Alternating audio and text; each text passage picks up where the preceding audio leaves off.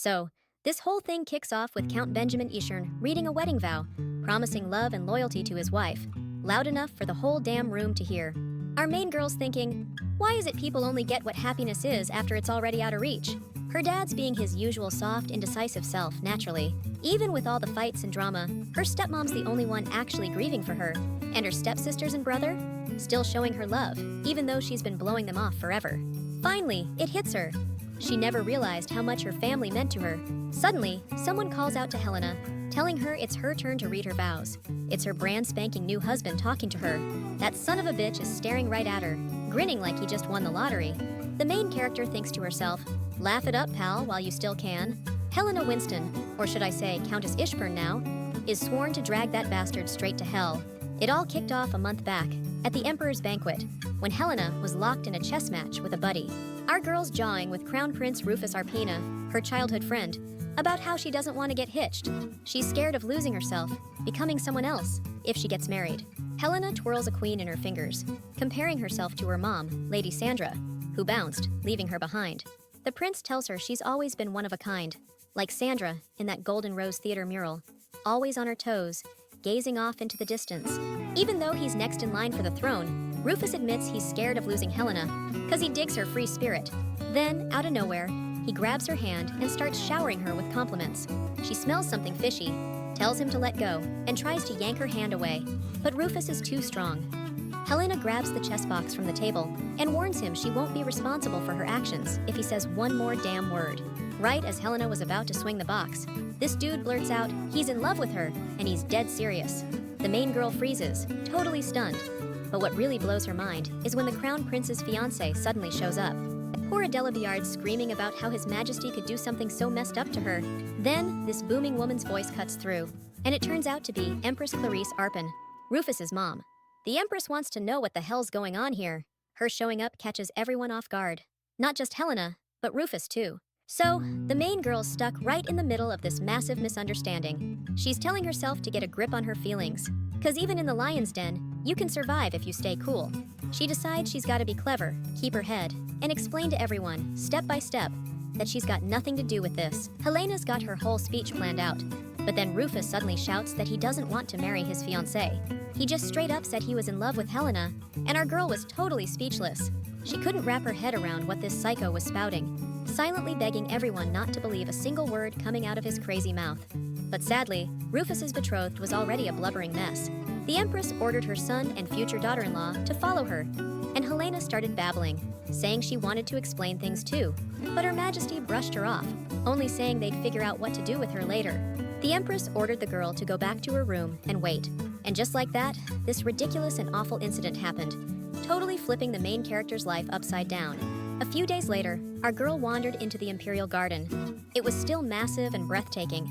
She was lost in thought, realizing she couldn't even remember the last time she'd been there. Finally, Helena reached a small table where the Empress was having tea. The madam greeted the girl, remarking it had been ages since she'd seen Helena around. She added that she wasn't expecting such a grim reason for their meeting. Suddenly, the main character's mind flashed back to her parents. Her father telling her to get on her knees and sincerely apologize to Her Majesty. Her mother advised Helena to absolutely not mention that crybaby loser Rufus, because first and foremost, the Empress is a loving mother. The girl mentally scoffed, wondering what her parents took her for. She was convinced she just needed to explain everything. Helena calmly stated that Her Majesty had nothing to worry about, to which the Empress replied that she believed her. The main character was overjoyed and began thanking Her Majesty for her understanding, but the Empress cut her off, revealing that rumors of the Crown Prince's secret affair had already spread, and the royal family's reputation was at stake. She then asked Helena how she proposed to fix this mess. That's when the main character started begging Her Majesty to share her wisdom and tell her exactly what she should do.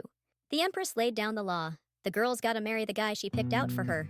Our girl was floored and asked if maybe she could just bail on the capital for a while, like go to a convent or something. The Empress confessed she'd been tracking a dangerous group for a long time, one that's threatening peace in the empire. After following their movements, the Madame discovered they're connected to Count Benjamin Ishburn, but he's cautious as a little bird and savage as a beast, so Her Majesty didn't know how to get close to him for a long time. Helena asked, scared, what the Madame was getting at. The Empress said the only option is for Helena to marry the Count and become his closest confidant. Then, according to the Empress, Helena can learn all his secrets and report them back to her. The girl couldn't accept the idea of becoming a spy for Her Majesty. She was clutching the hem of her dress in fear and wanted to object. But Her Majesty stated sternly that it was an order. And besides, it's a mission of honor for the Empire. She promised Helena that if she pulled this off, she'd be famous throughout the entire Empire as the greatest hero ever. And when the time came, she'd grant her a high title, vast lands, and complete freedom. More than any woman in this country has ever had. Her Majesty wrapped it up by saying this was Helena's chance to live the way she always wanted. The main character never had any illusions about marriage. She wasn't dreaming of some grand romance. People close to her think now is the most opportune time, but Helena couldn't grasp what it was opportune for. Exactly? They also say it'll be really bad if Helena doesn't get married, but she couldn't figure out what exactly would be so bad. They say marriage is a woman's destiny and happiness, but she completely disagreed and didn't see what was so great about it. Helena thought it was just a pointless ceremony. She never wanted it as a kid and never planned to get married. In that instant, the Empress's words flashed through Helena's mind, along with her order to marry the man she'd chosen. The girl concluded that this was all because of her naivete.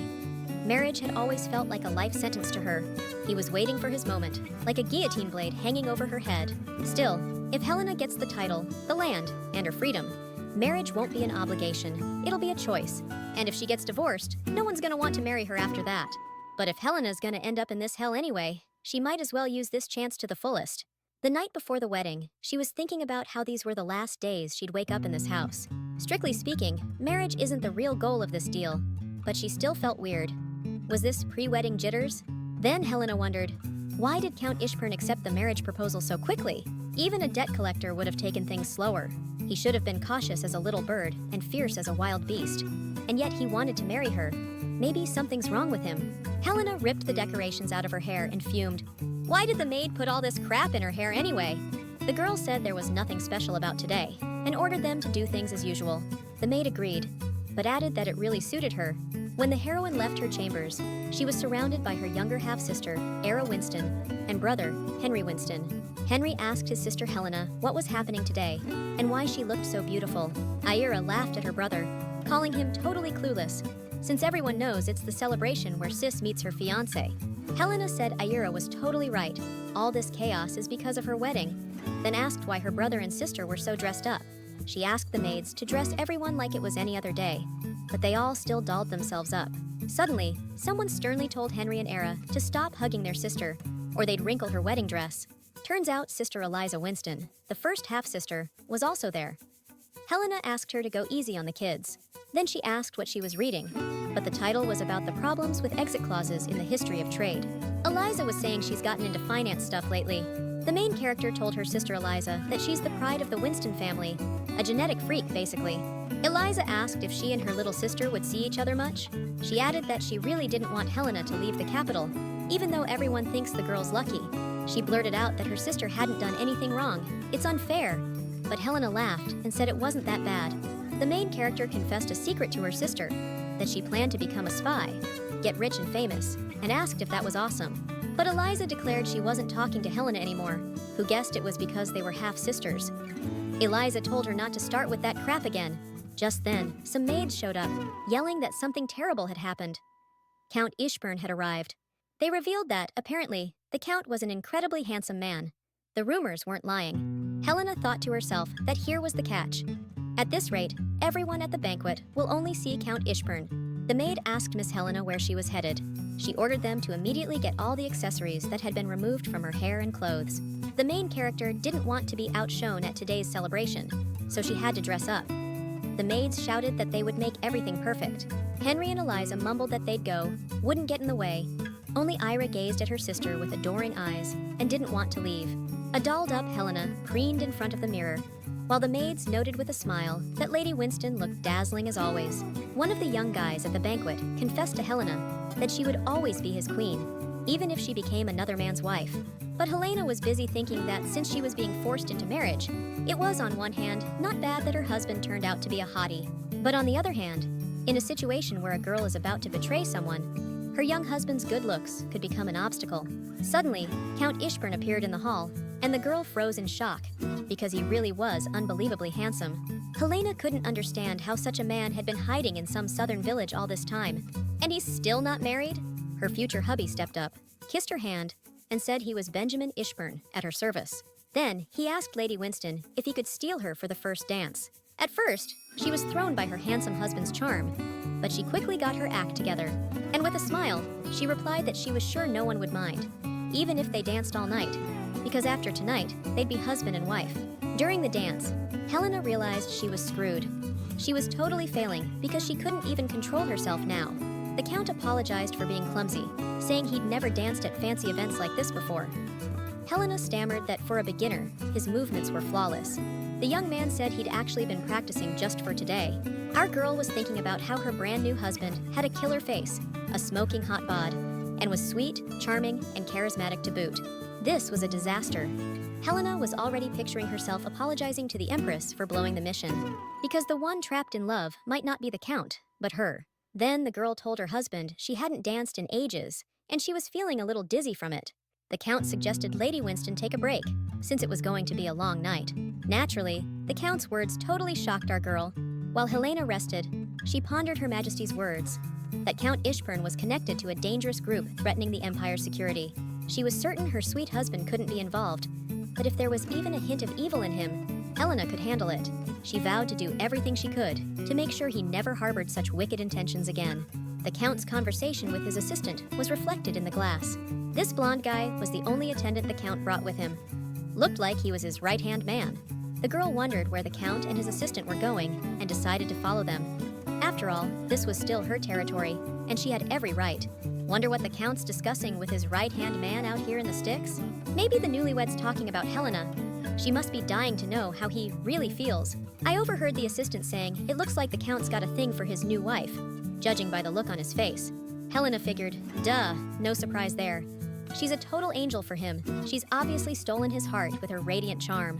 But the Count flat out snapped, "That's bull!" Her eyes went wide. What was he going on about? He explained it's a marriage of convenience. Besides, he hates nobles, and his wife's just a spoiled, typical noblewoman. The Count went on about how he can't stand her flirting and acting like she's royalty. It's pathetic. The assistant told him to keep it down. Someone might hear. Then asked if the Count really disliked her that much. He replied that she's irrelevant. It's not about liking or disliking. He just finds nobles repulsive. The blonde guy said at this rate, divorce is around the corner. The Count replied that by then, her dowry will be gone, and Helena will be heading back with nothing. The Count's secretary said the budget's tight. The ceremonial outfit rental was pricey, and we gotta check if the Countess's return trip is covered. The main character came back into the hall, and all the guests rushed over to congratulate her on the wedding. Some blonde chick said she saw the newlyweds dancing, and they looked like the perfect couple. Some dude chimed in that there couldn't be a happier day than today. Helena apologized to everyone, explaining she wasn't feeling well and was going to her room to rest. All the guests smiled understandingly, but no one could imagine that a minute later, Lady Helena would collapse on her bed in tears, cursing and insulting her husband. She was stunned by what a scumbag the Count turned out to be, seducing her, and already planning his betrayal before the ceremony even started. So that smile wasn't from being charmed by his young wife. The Count was just looking at her like a walking sack of gold. Helena was furious. How could she, the most desired woman in the capital, have fallen for a guy like that, even for a second? Just the thought of it enraged her. But then she decided it was all for the best. She almost fell for the pretty wrapping and didn't see the rot inside. This ain't no romance novel, it's war.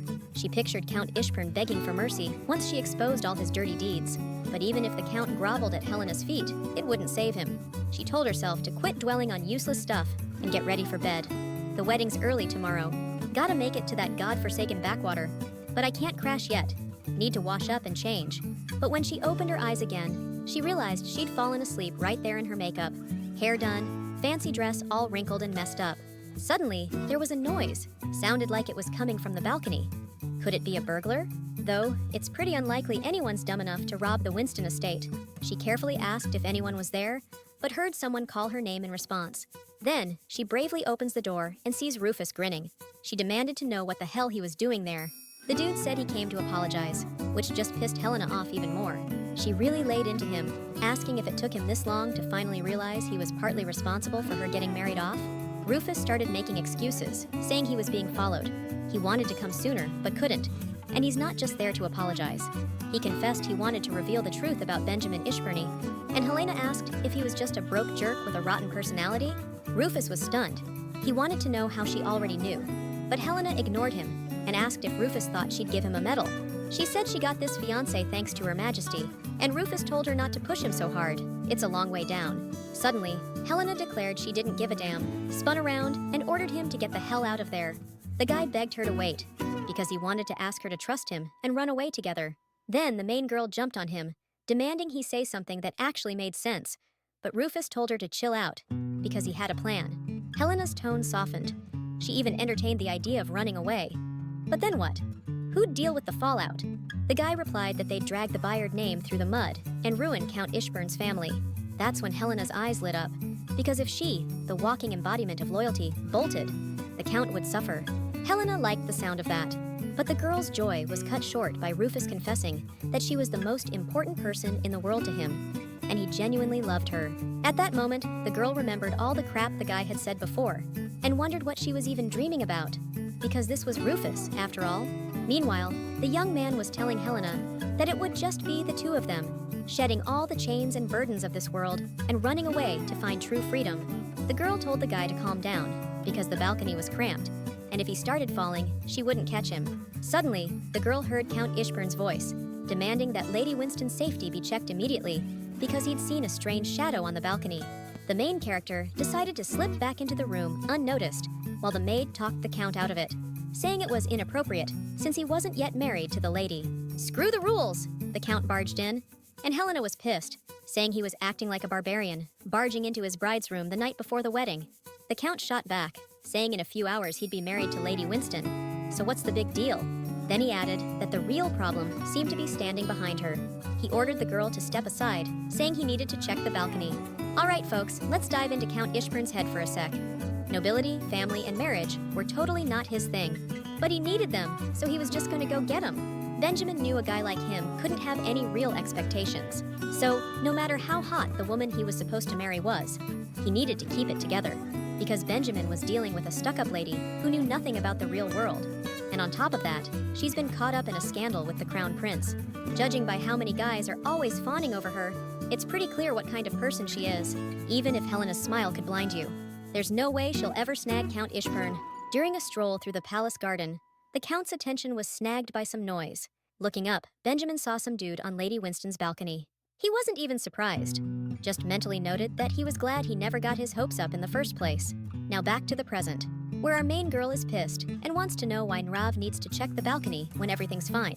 The Count told his future wife she's a terrible liar, and she shot back that there's really nothing there. She yelled that if the Count keeps this up, she'll call the servants, and Benjamin thought that if Helena's reacting like this, there's definitely someone there. He told her to quit lying, stop being a coward, and just be honest. But Helena was outraged, asking if the Count just insulted her. The main character screamed with everything she had to stop Benjamin. But a second later, she breathed a sigh of relief when she saw Rufus down below, safe and sound. Looks like he was okay thanks to the railing. In a calm voice, the Count asked if that was the Crown Prince, and Helena admitted it was. Prince Rufus came here. He showed up uninvited. She protested. What else was she supposed to do? Benjamin said sadly that the rumors were true, but Helena argued that wasn't the case. It was all made up, she said, because the girls and the Crown Prince have been friends since childhood. Benjamin asked why she kept it a secret. He asked sarcastically if childhood friends exchanged some secret greetings that couldn't be shown to others. The girl asked how she could just announce that to everyone, and the Count was outraged. How could she open the door to someone who broke in the middle of the night? The girl explained she only opened the door because she thought leaving the prince out there would only attract more attention. And Benjamin remarked that he now sees how shameless his bride is. The Count declared sternly that from now on, Helena better behave properly, because he doesn't want to witness such a disgrace anymore. His last words to his future wife were a warning. Don't you dare break the vows we're about to make. Our girl was fuming. This was coming from Count Ishburn, who planned to ditch her after blowing through her fortune. And just like that, Helena Winston found herself in this messed up situation, half against her will. She flashed back to yesterday, when Benjamin told her not to dishonor the promises a couple makes when they get hitched. But who broke that promise first? Wasn't it the broke dude trying to cash in on Helena's dowry?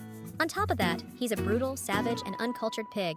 If he's got such a shady inner life, he's definitely mixed up with some dangerous crowd. Suddenly, the jerk snapped her out of it, telling her it was her turn to make the oath. She swore to love him, and only him forever, while secretly vowing to uncover her husband's secret, whatever it was. and drag him down. She promised herself she'd do whatever it took to make it happen, even if he ended up begging for forgiveness. The second the priest boomed out that these two were now man and wife before the gods, Helena was already thinking, "You better not expect any mercy from me, buddy." Hours later, our girl was standing at the northern gates of Aduris, the only way to get between the south and the north. Basically, once she stepped through, she'd be leaving the south and heading straight into enemy territory. Helena said she was totally ready, and Benjamin asked if this was her first time using the gates, right? He told her to stay sharp, but in her head she was like, "I'm plenty focused without your advice, hubby." Suddenly, everything started spinning in front of our main character's eyes. She ended up at the southern gates in Larynges, the Russell Duchy, and she was seriously motion sick. Helena decided to pull herself together, because from here, she just had to get into the carriage. But little did she know what was waiting for her up ahead. So, her brand new husband gave this creepy smirk and said, "Welcome to Ishburn Castle, Lady Winston." The girl just grabbed her head like, "No way!" realizing the real nightmare was just kicking off. Our main girl was totally stunned, blurting out, "Okay, it looks like a castle, but why's half of it gone?" The Count just shrugged. "It's not exactly gone, just slightly scorched." She was floored like, "Slightly? That's way more than slight." Then she asked, "Does anyone even live here?" The Count was like, "Weird question. Of course it's livable. And you, Helena, will be living here too." So, Helena Winston, born a Count's daughter, who'd always lived in warmth and safety, a clean and cozy home, surrounded by perfectly trained servants, ended up here. Now, Helena's stuck in a soot-covered castle with a bunch of clueless servants. When the maid tried to help the lady brush her hair, she snapped, "Back off, I can do it myself." Meanwhile, Helena was plotting her next move. First, gotta find the key to stopping the evil threatening the Empire. Then, she's breaking out of here. She figured she could half-ass this, but the crash of boxes hitting the floor cut her off. Helena spun around and sighed, totally annoyed. Did these servants even get trained? Were they always this sloppy with guests? She was mentally begging God like, did he really stick her with these people? Helena was trying to figure out her next move and decided to start by laying some ground rules for the staff. She explained that the key to running a castle was cleanliness, like at least dust and get rid of the cobwebs regularly. She said she knew things were rough, but if they were going to have guests over later, they needed to swap out the old bedding and tub. She wrapped it up by saying that taking care of the castle and its people should be the staff's pride, so they needed to step it up. Suddenly, the Count showed up and said that was enough. He told the staff to leave because there was no need to humor the lady's whims any longer. Helena was ticked off. What was he talking about, whims? She was just pointing out what the servants should be doing. Benjamin shot back, saying not to expect the same standards as the Winestone estate.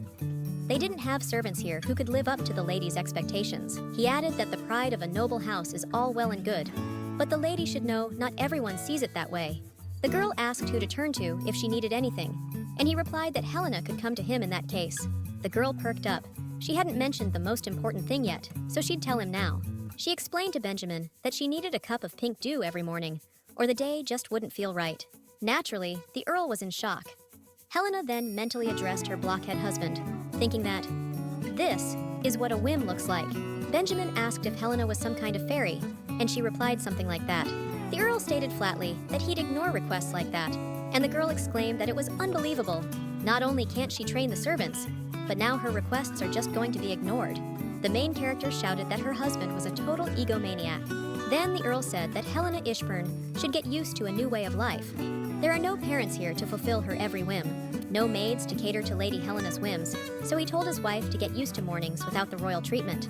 She smirked and said he's dead wrong. He's the one who needs to adjust, because a count running the family estate like this is the real problem. She asked how someone who can't even handle his responsibilities can call himself an adult. Right, Count Crybaby? He snapped back and told her to think whatever she wants. She got pissed and said that's exactly what she was going to do, then added that, obviously, a count who hates whims wouldn't dare share a bed with a spoiled brat. Benjamin told Helena not to worry. He wouldn't go near it, even if she begged. Plus, he doesn't sleep in beds anyway. She said her husband has one redeeming quality, so she'd take the bed for herself, and he better not even think about coming close. Helena tossed and turned for ages. Benjamin wondered why she wasn't asleep yet, since she looked so exhausted. Right then and there, he cut himself off and told himself to ignore it, because if he starts caring, he's already lost. Suddenly, Helena sat up in bed and asked why there's a table here instead of a dresser. Ben grumbled that first it was the dew, now a dresser. The girl explained she needs something to grab onto to fall asleep. Otherwise, even if she drifts off, she's guaranteed to have nightmares. But since it's a table, there's nowhere to stick her hand. There's a wide gap between it and the bed, no connection, but the dresser's flush against the wall, though there's a small space. The young man protested. Where's he supposed to find a dresser in the middle of the night? Besides, you can't just swap furniture instantly. Ben told her to just close her eyes and count sheep. He was sure his beloved would fall asleep before she even got to 10. But Helena said sadly that that's the whole point. She can't. That's why she's asking. Then added that she's probably gone crazy being alone in a place like this. Ben asked why the know-it-all doesn't just deal with it herself. He snapped that she shouldn't drag him into this, and she should shut up, since he can't focus on his documents. Helena kept looking at him sadly. Then he exploded. Is sticking your hand in something really that important? He said, annoyed, that there's no other way. And Helena screamed, asking what he's doing, why he's climbing on the bed. Benjamin said his wife was complaining she couldn't sleep, so he'd help her out, and she'd sleep like a baby. The main character realized it was time to admit to herself that she was weak when it came to a handsome face. But Helena immediately told herself to stop it, because she couldn't fall for that again. She asked her husband what that even meant, and what he meant by helping, when suddenly the guy grabbed her hand. Benjamin explained that he'd lie there until she fell asleep, and Helena happily asked if that was all he meant by help? But the guy replied that she'd definitely have to pay him back for this favor somehow. Helena said fine, but that didn't mean she'd lost. She just didn't have a choice. Then asked why he wasn't sleeping in the bed. Then Helena prayed he wouldn't suddenly claim it was because of her. And Benjamin asked, surprised, why would he say that? Helena explained that it's hard to sleep when a knockout like her is lying next to you. But the young man coldly replied that she had nothing to do with it. She asked, bummed out, what was wrong then? And the guy explained that the bed was uncomfortable.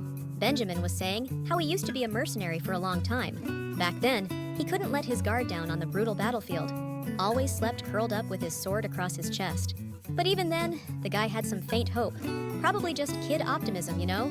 Benjamin glanced over at his wife and saw she was already asleep. He was touched by the sight. Helena's sleep was so carefree, it was almost enviable. In the morning, our girl woke up thinking she'd slept great. Hadn't slept that well in ages. So, time to start Helena Winston, or Ishburn's, elegant morning. But first, a cup of pink dew.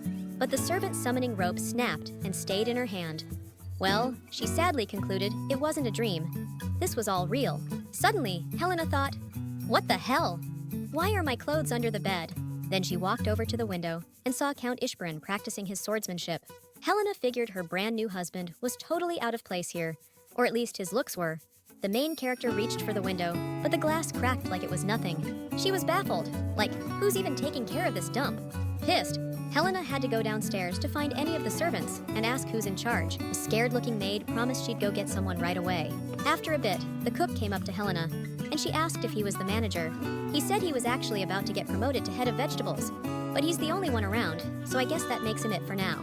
He added that he wasn't really in control of everything, just that he'd lived at Ishburn Manor the longest, so he knew a lot. Helena sighed and said, got it, so there's no manager. Then guessed that if he'd been here a while, he must know when the fire happened. She wanted to know what caused it and why they hadn't cleaned up the mess yet. The kid said the fire was 5 years ago, but honestly, he doesn't know much about it. He said his dad got sick, so he had to go back to his hometown for 2 weeks, and when he got back, everything was like this. The servants he worked with were gone, and there were mercenaries all over the castle. It was a total mess. These scary mercs demanded food from the kid, so he cooked them up something to eat. And then this ridiculously gorgeous guy, I mean the current Earl, said they probably needed at least a cook. The Earl decided to hire the kid, and that's how he became the only cook in this castle. Lady Helena asked if the kid knew what happened at the castle while he was gone. Jones said he heard the old Earl and his whole family died in the fire, but that's all he knows. I'm inclined to believe the kid. He probably has no reason to hide the truth. Everyone who worked here 5 years ago got fired. There's no one left who knows what really happened, which means someone wanted to cover it up. The lady asked the young man if he understood just how messed up Ishburn Castle was right now. The young cook said he got it, and then the lady declared that, as the lady of this house, she wouldn't let the castle stay like this. But she can't do it alone to restore the house's honor. And that's when Jones remembered that Mr. Kurt, the former butler, had visited 3 years ago. He said that if the young cook needed help, he could find him at a specific address. So our main character arrived at the right place, where she met a young blonde guy, and Lady Ishburn introduced herself. The young man said it was a great honor to meet her, and Helena pointed out that it was unlikely the young mister was Sir Kurt. The blonde introduced himself as Joe Wilton, and he explained that he was taking care of the place for Sir Kurt. Then, he handed the lady a letter from Sir Kurt, which said that his family loved the Earl's family and the beautiful castle on top of the Green Hills. It also said that even if the noble house of Ishburn had long since fallen, whoever received this letter should help it bloom again. Lady Helena figured she was too late, and Mr. Kurt had already kicked the bucket. The kid explained that Sir Kurt was holding on, hoping someone from the Ishburn house would come back. He said that in the meantime, the old man passed on everything he knew, all his experience.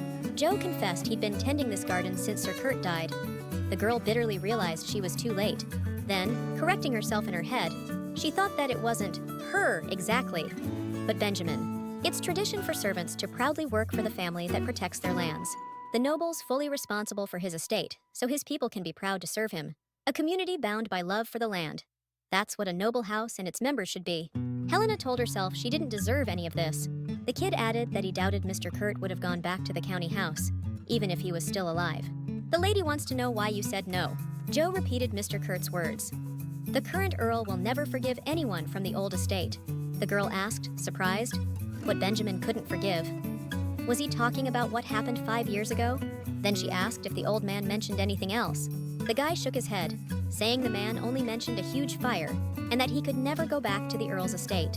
Joe sadly figured the old guy wasn't in his right mind at the end, and the Countess said, with regret, that she understood. Then Joe knelt before the lady and begged her to allow him to return to the Earl's estate. He added that he understood her possible distrust, but he'd been waiting for this, wanting to repay Mr. Kurt's kindness by dedicating himself to the estate. Lady Helena asked how she's supposed to know the guy's a capable servant. Joe asked for just 1 day to gather enough staff to run the castle at a bare minimum level. After that, Lady Helena can decide whether to hire the kid. The Countess agreed to wait that long. Meanwhile, near the house where our girl was talking to the blonde dude, her bodyguard was waiting for her. Out of nowhere, she said they needed to go somewhere fast, and the guard just followed. Who would have guessed he and the lady were headed to where the ex-butler lived? Then Lady Helena just opened the gate. The guy asked what was up, and the Countess announced that by tomorrow morning, they'd have a new manager. She told him to let everyone in the castle know. The guard then asked her how she knew where the old manager lived, since she'd never been there before. He pointed out she wasn't surprised, like she was expecting it. Helena replied that he was right. She explained that the garden's a different size, but it's got the exact same layout and structure. It's pretty clear someone really wanted the Earl's mansion back on its feet, because it's tough to recreate a huge, intricate garden in such a small space. Every single detail had to be meticulously planned out. The Countess mentioned how the old manager must have really missed Ishburn Castle. Then she added that either way, she owed Mr. Kurt a huge debt. Back home, the main character thought to herself, this castle was a complete nightmare. Helena was hoping that when that young guy showed up as the new manager, things might actually improve. She didn't even want to think about the finances. So much needed fixing, and it would cost a fortune. Suddenly, the escort approached the lady and announced that they had arrived. Lady Helena asked if she remembered correctly that the guard's name was Aaron, and he used to be a mercenary, just like Master Benjamin. After the guy confirmed what the lady said, she wondered if all southern mercenaries were this polite, or if Aaron was just special. Naturally, that kind of question really flattered the guy, and he replied that he was just a regular mercenary. He added that he just had a lot of sisters who always told him to be nice to women. The Countess wanted to know more about his sisters. Aaron explained that he became a mercenary to help raise dowries, so his sisters could get married well. Helena remarked that the guy was genuinely a good person, since he willingly sacrificed himself for a damn dowry. Suddenly, the talk about dowries made the main character remember something, and she shouted at Aaron, asking when the Earl would be back. The young man noticed a stable hand leading the Earl's horse, and said that it looked like Lord Benjamin had just returned. Helena decided she needed to act fast before her hubby gambled away her dowry, and she quickly thanked Aaron for the day, and she blurted out that she remembered something urgent and had to run. Aaron finally said that he hoped the Countess would see what a good man the Earl was, because it was thanks to him that the guy had lasted here so long. The girl couldn't believe they were talking about the same guy who'd left the castle in ruins. What's so impressive about a guy who can't even pick up his own freaking clothes? Helena just didn't get it. If anything, he should be grateful his wife lets him sleep in a real bed next to her. Lady Helena smiled and said that she wished for that too, with all her heart. After a while, Benjamin decided to take a bath. He felt completely wiped out, and it wasn't just from sleeping in a bed. The real reason he was so sleep-deprived was Lady Helena sleeping right next to him. Suddenly, someone yelled out the name of Count Ishburn. A second later, Benjamin's wild wife burst into the bathroom. The poor guy was stunned and timidly asked her what was going on. Without a hint of embarrassment, she demanded money, then clarified that her husband had to give her back her dowry, because it was her father's and the Empress's money. Helena blurted out that Benjamin hadn't warned her he was keeping everything, and the guy snapped, "Can't you just shut the damn door?" The girl asked sarcastically if he wanted to talk behind closed doors. Benjamin yelled again, louder this time, for Helena to get out and close the door, but she just laughed. The girl stepped closer to her husband and asked why he was getting flustered, seeing as his whole body was underwater. Then she stated that, anyway, the money for her dowry was originally hers, and the inheritance stuff was all her responsibility. Helena clarified she didn't need permission, but she came to give him a heads up. Finally, the lady yelled for her husband to enjoy his bath, left the bathroom, and slammed the door. The next day, Joe introduced the temporary workers to the lady, chosen from those who weren't currently assigned to anything. The young manager explained to the Countess that he'd keep an eye on them and hire the capable ones officially. Then, he shouted to the new workers, "Whether this place shines again or not, it's in your hands." He told them to pull out all the stops to make this castle worthy of the beautiful lady and his lordship. Helena smirked, thinking Benjamin would have eaten that up. That evening, she figured her husband must be sleeping somewhere else, since he was gone early in the morning. Thoughts of her husband drifted to the fact that she was constantly surrounded by a bunch of shirtless dudes. You'd almost think all men were like that, if she hadn't seen some of the Family Guys shirtless before. Still, the main question on her mind was whether Benjamin would show up today. Helena thought to herself how peaceful the evening was. Even the chefs Joe brought in are cooking amazing and unique stuff, so I guess the recruiter's talent really matters. Unfortunately, Benjamin didn't show up for dinner either, so she shouldn't expect him. Seems like Helena's guess that he was offended was right on the money. So, our girl decides to hit the desk, but it's like coated in dust. Clearly, nobody's touched it in ages. But the Count's gotta have some office supplies, right? Inside the desk drawer, she finds a piece of paper. She decides to write a letter to Her Majesty the Empress, but doesn't know where to start. First off, she needs to describe the estate's condition. She wanted to check everything out, but a bunch of rooms are locked. Benjamin's gotta have the keys. Also gotta mention that the fire damage is way worse than she thought. So, the letter goes. Goddaughter Helena Ishburn respectfully greets the Empress and honors the promise made to Her Majesty. She arrived to inspect the castle and grounds, but 5 years ago, Ishburn Castle had a fire. And after that, the Count kicked out all the servants. Now, this abandoned castle's like a freaking ghost town. She's complaining that the Count apparently just decided to let the castle rot. Not that it's Helena's problem. Look, she's not trying to live in some creepy haunted castle, or revive the family line or anything, but the place needs to be, like, livable at least. Helena wrote that, unfortunately, that's all she's got for now, so it'll have to do. But it's not exactly inspiring, you know? She realized she'd been way too blunt. The Empress is probably gonna freak when she sees this. She decided to reword the part about the castle's condition and give a little more detail about that shady guy. Suddenly, Helena heard angry footsteps coming closer. Turns out it was Benjamin stomping around. Helena yelled that he scared her half to death. Did nobody ever teach him to knock?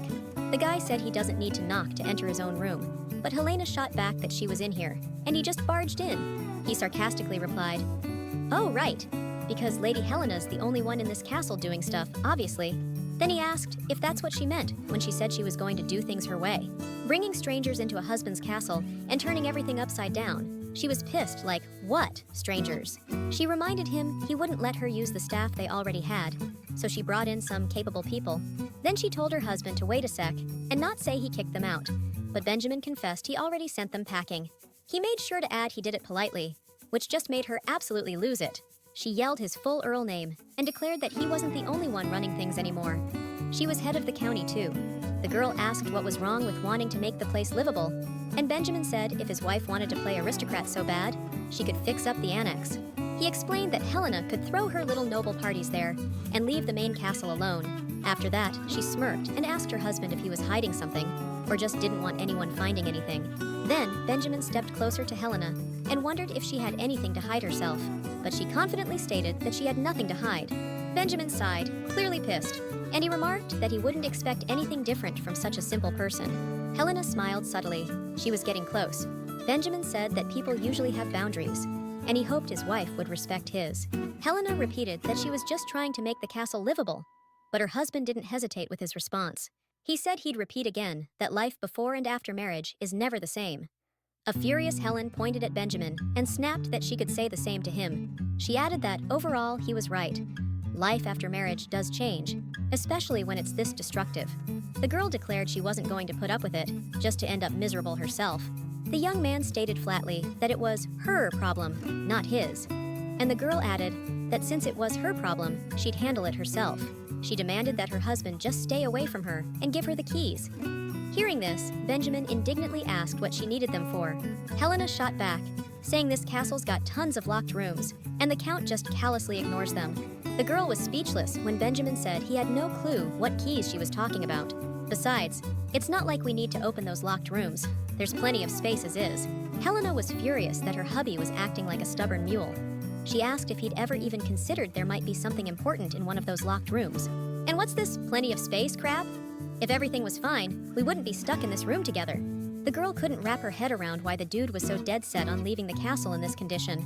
She reminded her husband what some wise guy once said, that you can figure out what kind of person someone is just by looking at how they live.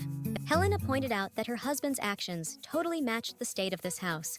But when the Count's estate can't function right, it's always the common folk who get screwed the most. The Countess told Benjamin he had no idea how hard the people he kicked out worked, cleaning and fixing this place up. Look, she said she doesn't know what you're feeling or thinking, but don't go taking your crap out on everyone in the castle. Helena told him if Benjamin wants to keep dodging her, fine, but she's got responsibilities here too. Then, all bummed out, Benjamin mumbled that the old butler might know where the keys are, since he ran everything around here. His wife perked up, wanting to know who this guy was and where he is. But Benjamin just shrugged and said he doesn't know and doesn't care. The girl just said she'd figure it out herself. Then she flopped down on the bed, said it was late, and suggested they call it a night. She called him over, and the guy got all flustered, wondering if his wife really wanted him to lie down next to her. She explained she checked the whole castle, and there's nowhere else decent to sleep. And he said he could crash in the study, like last night. Helena pointed out that study is even too nice a word for it, so his bones would definitely be screaming for mercy. She insisted he needs to take care of himself while he's still young, and the guy was confused and asked what she was getting at. But instead of answering, she patted the spot next to her on the bed and told him to hurry up and make a decision. That's when it finally clicked for Benjamin what his darling wife was getting at.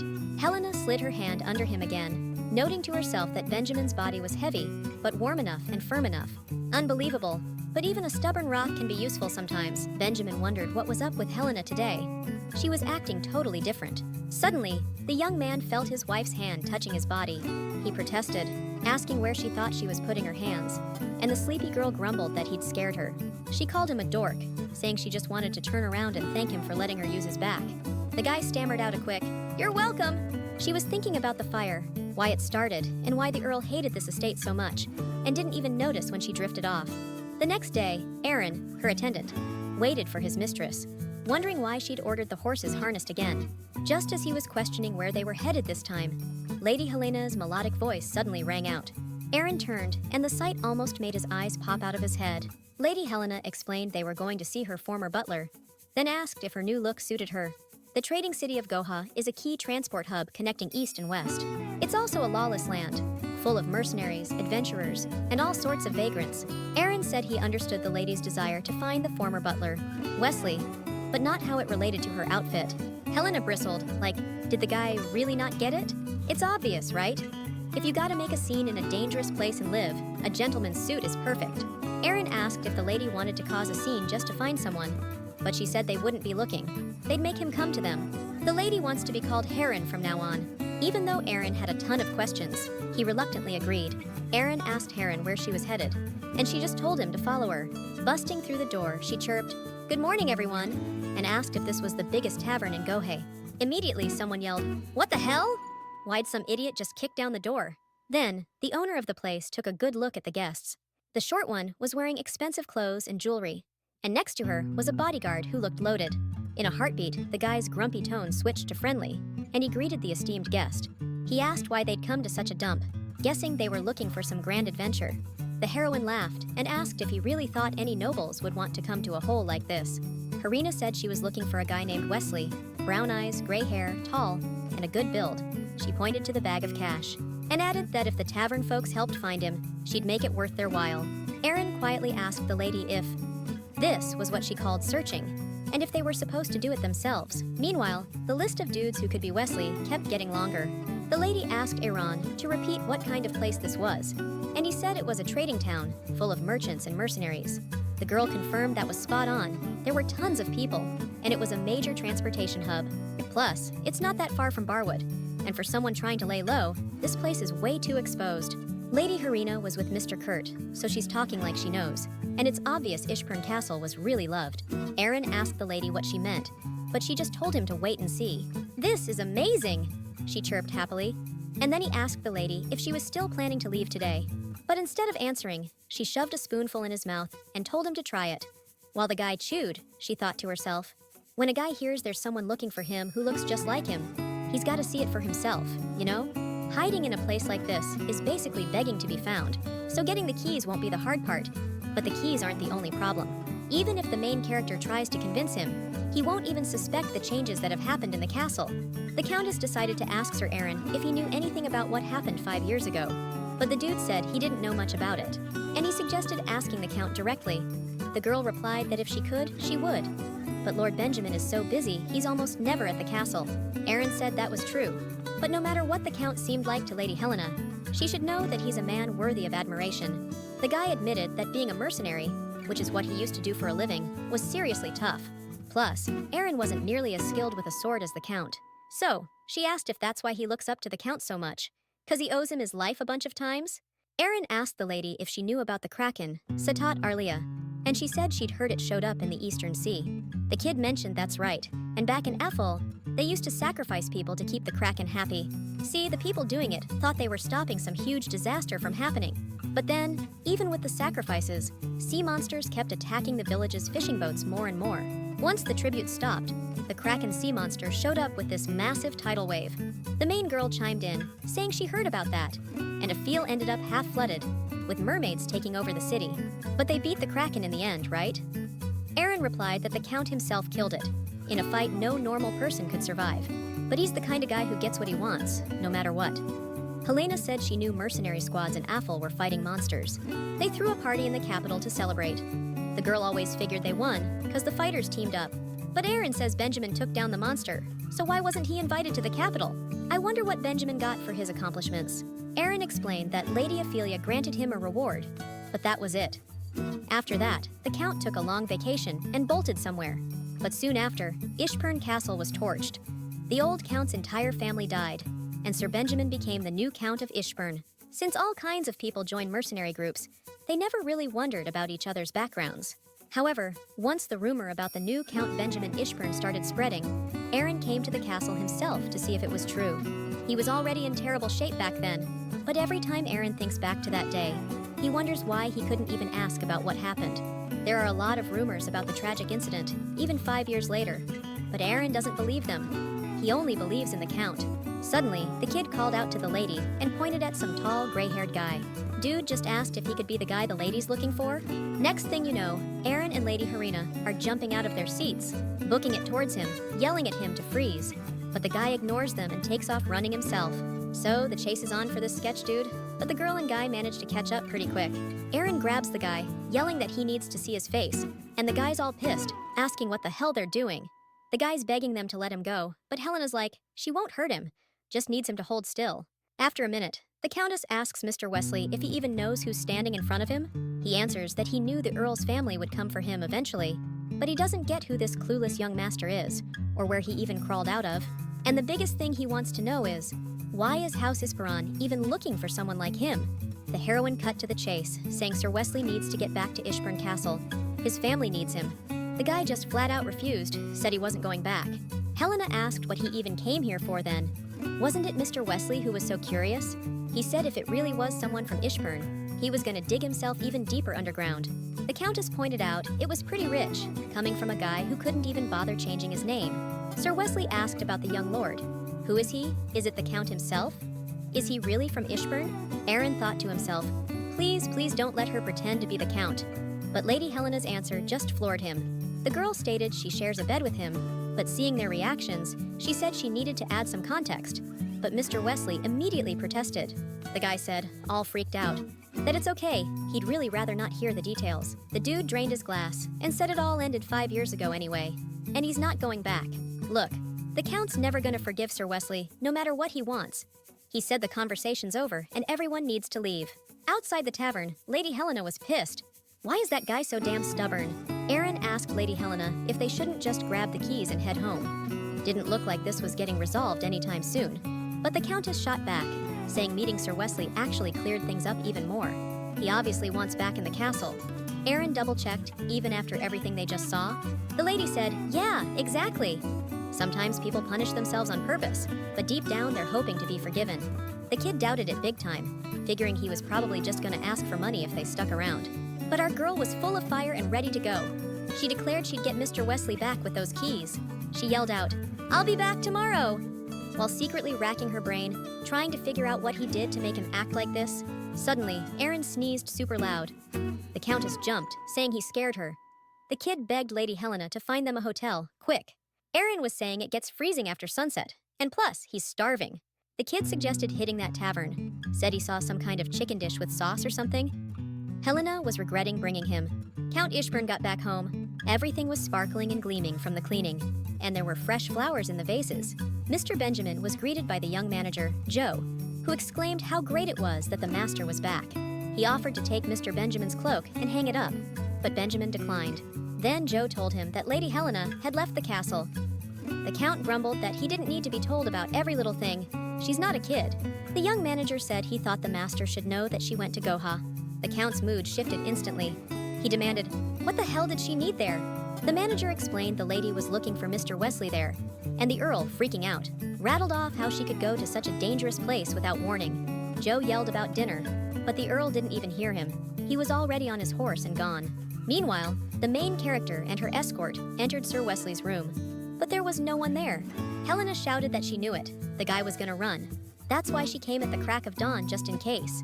Aaron asked the landlady where the guy who lived there went, and she said he suddenly announced last night that it was time to enjoy life and took all his stuff. Helena got pissed, calling the old man a lunatic, asking if he couldn't be a little more discreet. Aaron confessed that the landlady told him the old guy was headed to Lily's, saying he wanted to really let loose. The girl exclaimed that there was still hope. Then Aaron sneezed, and the Countess noticed that her escort's nose had been running since yesterday, and now he's sneezing too. She asked if the guy wasn't supposed to be a mercenary. Why was he so weak? And Iran replied that even mercenaries catch colds.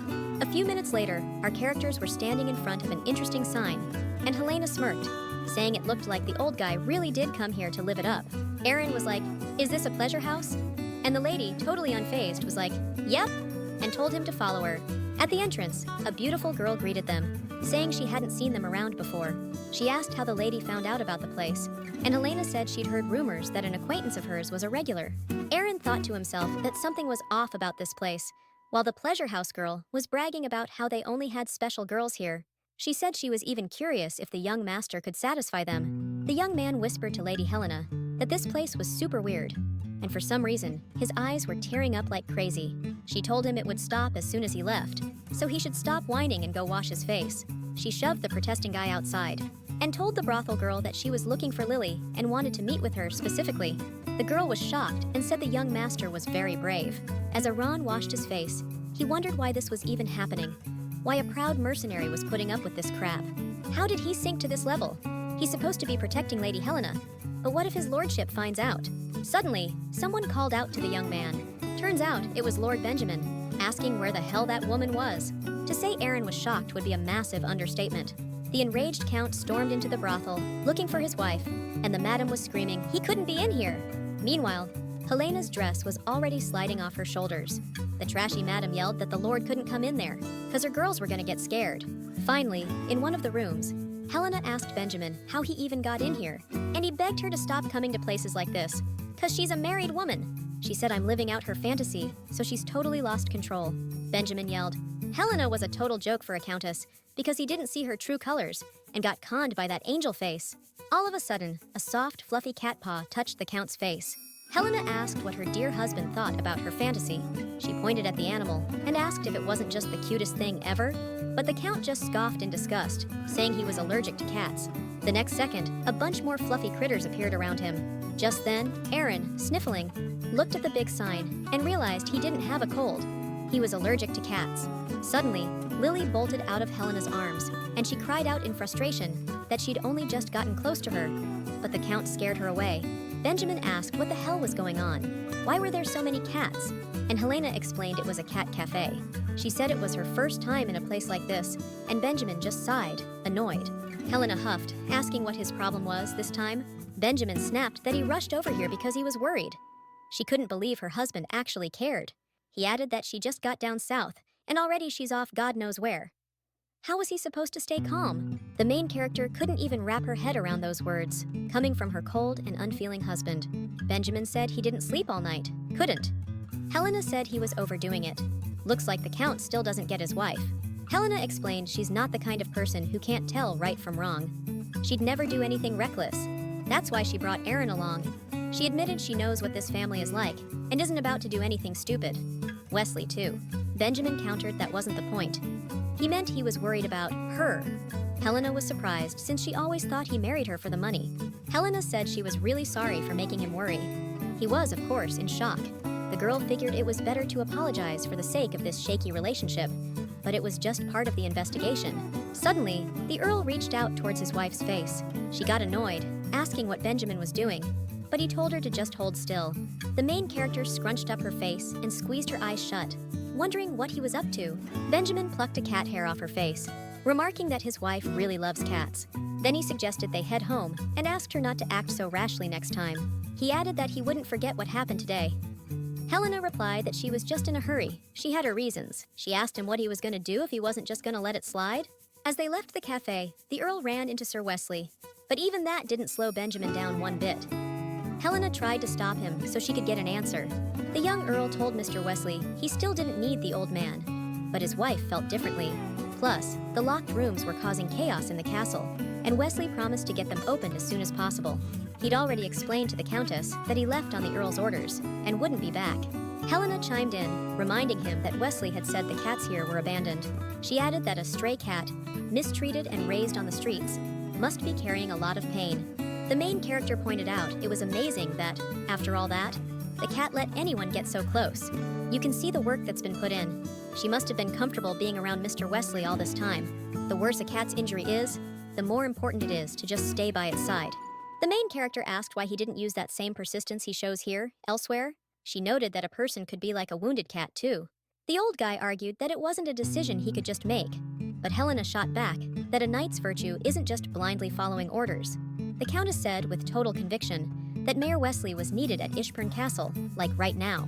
Apparently, that got through to him. He declared that if he went back, he was never leaving again, not even if the Count told him to. Benjamin agreed. Helena gave Mr. Wesley a knowing wink, like, "See? I told you I was right, and it worked. So yeah, the conversation was a success." Helena badgered Benjamin to wait for her, then peppered him with questions, asking if he came alone, saying it was obvious he was in a hurry. The main character was wrapping things up, feeling good about herself, because she pulled it off, just like she knew she would. Apparently, nothing's impossible for her. Benjamin asked if his wife was in a good mood. She replied, "Of course." The Ishburn family is finally starting to recover.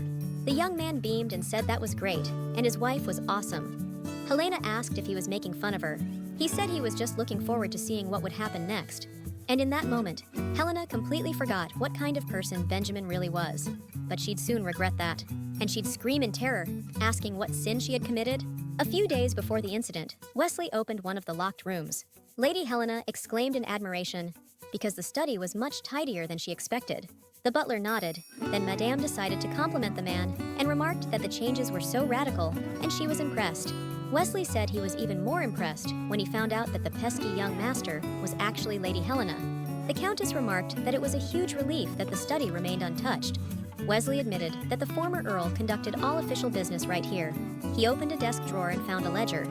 Lady Helena exclaimed joyfully, because this study stored bank accounts, savings books, business documents, contracts, everything important. Out of nowhere, the girl tells Wesley that she finally gets why he stuck around in Gotha. The old guy explained he couldn't just leave. The Ishburn family holds major stakes in a bunch of Gotha businesses. He added he knows it's a lot, but he was managing some of them for the Count. Helena said she understood perfectly. Then she brandished the ledger and happily pointed out that everything's different now, thanks to Wesley. She was stoked she could finally rein in those greedy bastards. The butler bowed to the lady and said that, as expected, the Countess proves once again that she's one of a kind. Helena asked why the butler seemed so worked up.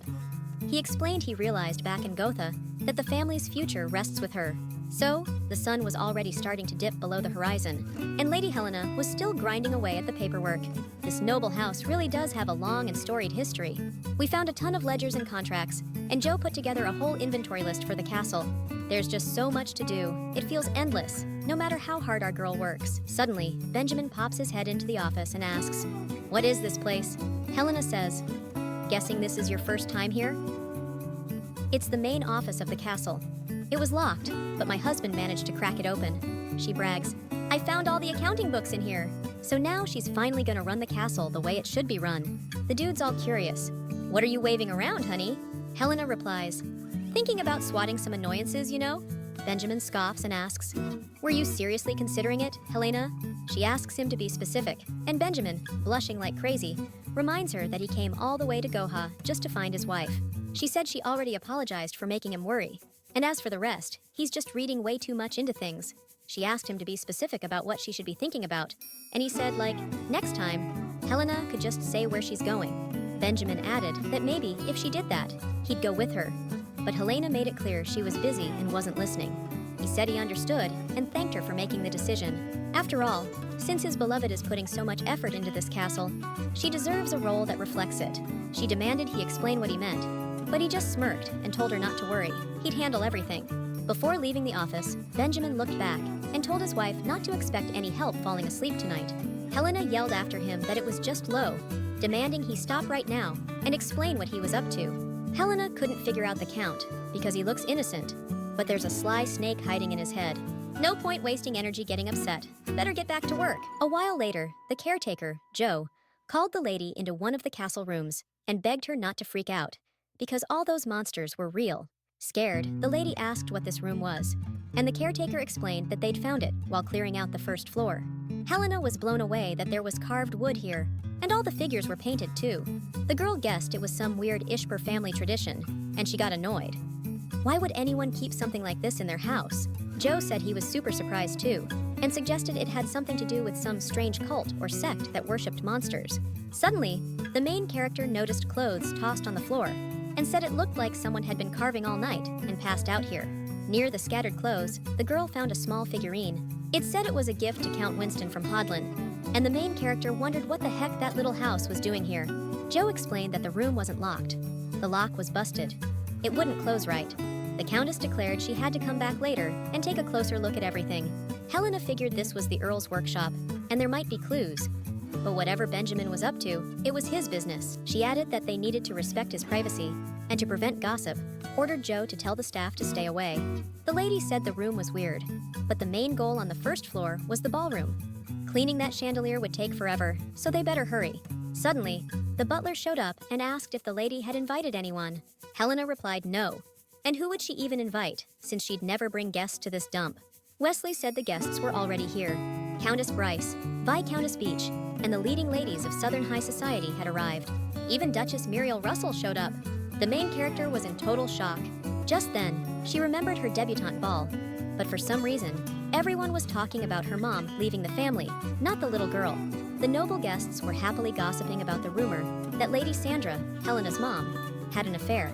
They were also saying that bringing a dancer into the family was the first mistake they made. The little girl figured if she started crying right then, her dad would definitely worry about her, and if she told him why, these people would be in trouble, which honestly, Helena wouldn't mind. At least they wouldn't say stuff like that around her anymore. But the girl didn't want to look weak or pathetic to anyone, so she steeled herself and curtsied to the guests. She forced a smile and thanked them for visiting the Winston estate today. That's when Helena learned even laughter could be used as a weapon. So back to the present, where the ladies who'd arrived were wondering when someone was going to come out and greet them. Countess Bryce asked if they didn't even have any servants, and Viscountess Beach replied that with a drive that long, shouldn't they expect something better? The Countess pointed out that the Duchess Russell had come all this way. The hosts couldn't ignore her, or else the Ishburn house would be permanently blacklisted from high society in the South. That's when the main character came out to greet the guests, saying she was honored to meet the noble ladies of the South. The Countess excitedly exclaimed that they were finally meeting Countess Ishburn, since even after arriving in the South, she'd kept to herself. She added that everyone was curious about what kind of person Countess Ishburn was. Helena apologized sincerely for making the ladies wait and worry. She pointed out that, as the ladies could see, the Ishburn estate wasn't ready to receive guests, so they couldn't be properly welcomed there. Helena admitted that there'd been some kind of misunderstanding with the invitation. Countess Bryce bristled, asking if the lady of the house was saying that the Ishburn estate was refusing the Duchess and treating her like an uninvited guest. The girl acknowledged that it would be terribly disrespectful, but she genuinely wanted to establish warm and friendly relationships with everyone. She explained that's precisely why she didn't want to meet those who could become dear friends in such an unprepared state. Helena snapped her fingers, and in the next instant, the butler and the manager appeared. Wesley said that the Gliss family villa was an hour away, and the Ishburn estate had made sure the Duchess could relax there in comfort. Joe mentioned he'd also packed some refreshments for the road and asked them to take them. The ladies were stunned that Lady Ishburn was sending them packing. The Duchess remarked that it was truly impressive, and Lady Helena's composure was admirable. She said they could pretend everything was fine and stay, but the atmosphere wasn't magically going to change. The Duchess glanced at the weeds and cobwebs engulfing the castle and noted that even she wouldn't have the guts to enter a place like that. She added that, for now, she'd respect Countess Ishburn's reasoning. Helena thanked Duchess Russell for her kindness and understanding. The Duchess complained that forgetting what happened was impossible, and said that Countess Ishburn definitely wouldn't want Barwood to be remembered this way by the ladies. Helena admitted that, of course not. Even though she was sending such esteemed guests away today, she'd make all the necessary preparations and invite them back soon. The Duchess replied that was wonderful news. Plus, she'd be spending the next 10 days at Earl Bryce's estate anyway. She asked if that was enough time, and the main character replied that she'd be waiting for the guests to visit the Ishburn estate again. Helena promised to make sure the ladies' memories of Barwood would be unforgettable. The Duchess smiled and said she was looking forward to their meeting in 10 days. As the last carriage carrying the guests drove off, Wesley sadly commented that the Ishburn estate was doomed. Afterwards, Lady Helena asked the butler why he said the Ishburn estate was doomed. Didn't he see how she turned things around? The man explained that rejecting the two central figures of Southern society, Countess Bryce and Duchess Russell, was just a disaster. The butler pleaded with her to focus, because if they disappointed the Duchess again, there wouldn't be a next time. She replied that they had a full 10 days, and if they didn't screw up, everything would be fine. But Wesley said it seemed like they just walked into a deep trap. Suddenly, the main character wondered what that strange invitation was all about, because she didn't remember sending anything. Suddenly, her husband's words flashed in her memory, that since she was putting so much effort into this castle, she deserved a role that reflected it. She asked who'd been writing letters lately, and Wesley said they'd been getting them regularly from Count Bryce's estate, but his lordship recently sent them a reply. The lady, furious, shouted, "So that's what that jerk meant by a role that reflects this? Unbelievable. Benjamin did this on purpose to make his wife's life harder." Wesley kept telling her they wouldn't have time to prepare for the banquet at this rate. Helena declared they would manage it. The castle's a lost cause, but if they just get the ballroom ready, they can pull it off. After all, the ballroom chandelier is magnificent enough to rival those in the capital. But suddenly, Helena's words trailed off. As she entered the ballroom, she heard the servants shouting and telling each other to be careful. The butler rushed forward to see if anyone was hurt. One of the servants yelled that everyone was okay, but the chandelier had shattered into a million pieces. Helena grabbed her head and wailed, asking what sin she'd committed. Then, in a rage, she screamed her husband's name. Just then, Aran called out to his lordship and announced that a letter had arrived. Benjamin snatched the letter from his subordinate, clearly impatient. He devoured every word with his eyes, like he was starving. The letter addressed him as "My dearest Benji," and explained that they could never see each other again. The writer said her answer hadn't changed. She wanted him to forget her and live his own life. It also said that he should find his own happiness, and was signed Isabella. Benjamin was so pissed, he crumpled the letter and whispered the writer's name. Isabella was the one who claimed she longed to live in the sunlight, and little Benjamin believed it and genuinely strived for it. But in the end, he screwed it all up. He can still see her face, crying and screaming in agony. Maybe those people are right who say Benjamin is cursed. Suddenly, chaos erupted. Monsters appeared out of nowhere. Knights yelled for everyone without armor to retreat immediately. Count Ishburn stepped forward and barked out an order to fall back. Now! Just as one of those monsters lunged, Benjamin's mind flashed back to that letter, that Isabella's answer wouldn't change. He couldn't understand why she still said no, and he swung his sword like a total maniac. Isabella had written that she wanted Benjamin to forget about her and go live his own life. The thing is, he just can't forget her, no matter how hard he tries. She wants him to find his own happiness. But Benjamin didn't get how he was supposed to do that. Plus, it was killing him knowing Isabella was barely holding on right now. Benjamin figured maybe a crummy life was better than nothing after all. He was grimy, filthy, and ferocious. The dude stared at his reflection in the puddle of blood and thought to himself, "No one's gonna want to put up with this monster." As the sun went down, Benjamin rolled back up to the estate. His wife, totally freaked out, greeted him, gasped God's name, and asked what the hell happened to him. Then came the questions. Was he okay? Was he hurt? Where had he been? And what in the world went down? But the guy just coldly replied that his wife had nothing to worry about. It wasn't her problem anyway. I mean, it's pretty obvious to all of us watching that was a real jerk move. Helena scowled and said to her rude hubby, all riled up, that she actually wanted to talk about something. Benjamin sighed, all worn out, and grumbled like, "What is it now?" The main girl reminded him that she only went looking for the ex-butler for one day, trying to make this castle better, and asked if this was her husband getting back at her. If so, she was super flattered, since thanks to Benjamin's efforts, the whole place was a total disaster. She was furious, like, how could you treat people who worked so hard like that? The guy asked, surprised, if they actually showed up, saying he was just kidding. And apparently, nobles are that basic. He apologized, but that just pissed her off more. Then he raised an eyebrow, like, wasn't that enough? Helena asked if her dear husband was seriously clueless or just playing dumb, because this wasn't something you could just apologize for. She pointed out that he wanted to throw her life into chaos, but ended up screwing over the whole family. Not that she liked him much anyway. The main character wanted to tell her husband how he should act, but he cut her off, said he got it, and asked if she was done so he could leave. Helena snapped, asking where he was going, especially since the castle was the other way. The guy replied that he remembered something important he had to do. Then he turned back and gave her this sad look. The heroine thought, what the hell? Because when he makes that face, she feels like the bad guy. Benjamin was walking off in some random direction. Helena yelled after him not to go anywhere, because it was getting late and the sun was going down. Then she started wondering, what's Benjamin Ishburn's deal? She was still chewing on that question the next day at lunch. Did her saying she disliked him make him vanish? He hasn't shown up since, so I guess so, since she's eating alone. Seriously? He starts fights and arguments every single day, then gets all teary-eyed? And now, after all that, Helena's supposed to chase after him and apologize, even though he started it. She decided she wouldn't waste a single second worrying about him, especially since she needed to focus on the banquet. Plus, she still had to dig up dirt on that shady group and report back to the Empress. Once the main character got her title and land, she'd ditch her hubby, and he'd regret everything. But they could be the key to the whole thing. There's just one suspicious place left, Benjamin's workshop. Helena really didn't want to go back, but she needed to search that room thoroughly, so she'd have something to report to the Empress. While the lady was eating, the butler approached and asked if she happened to like pumpkins. The flustered madame replied that she loved them. Wesley said that was good to hear, because it looked like they'd be having pumpkin dishes in the palace for a while. The lady wondered if the butler had bought a ton of pumpkins somewhere, or if they were growing them on the grounds. Wesley explained that they'd bought the pumpkins from locals. There was a massive harvest this year, so they were overflowing, and the courtiers were buying them up for their estates.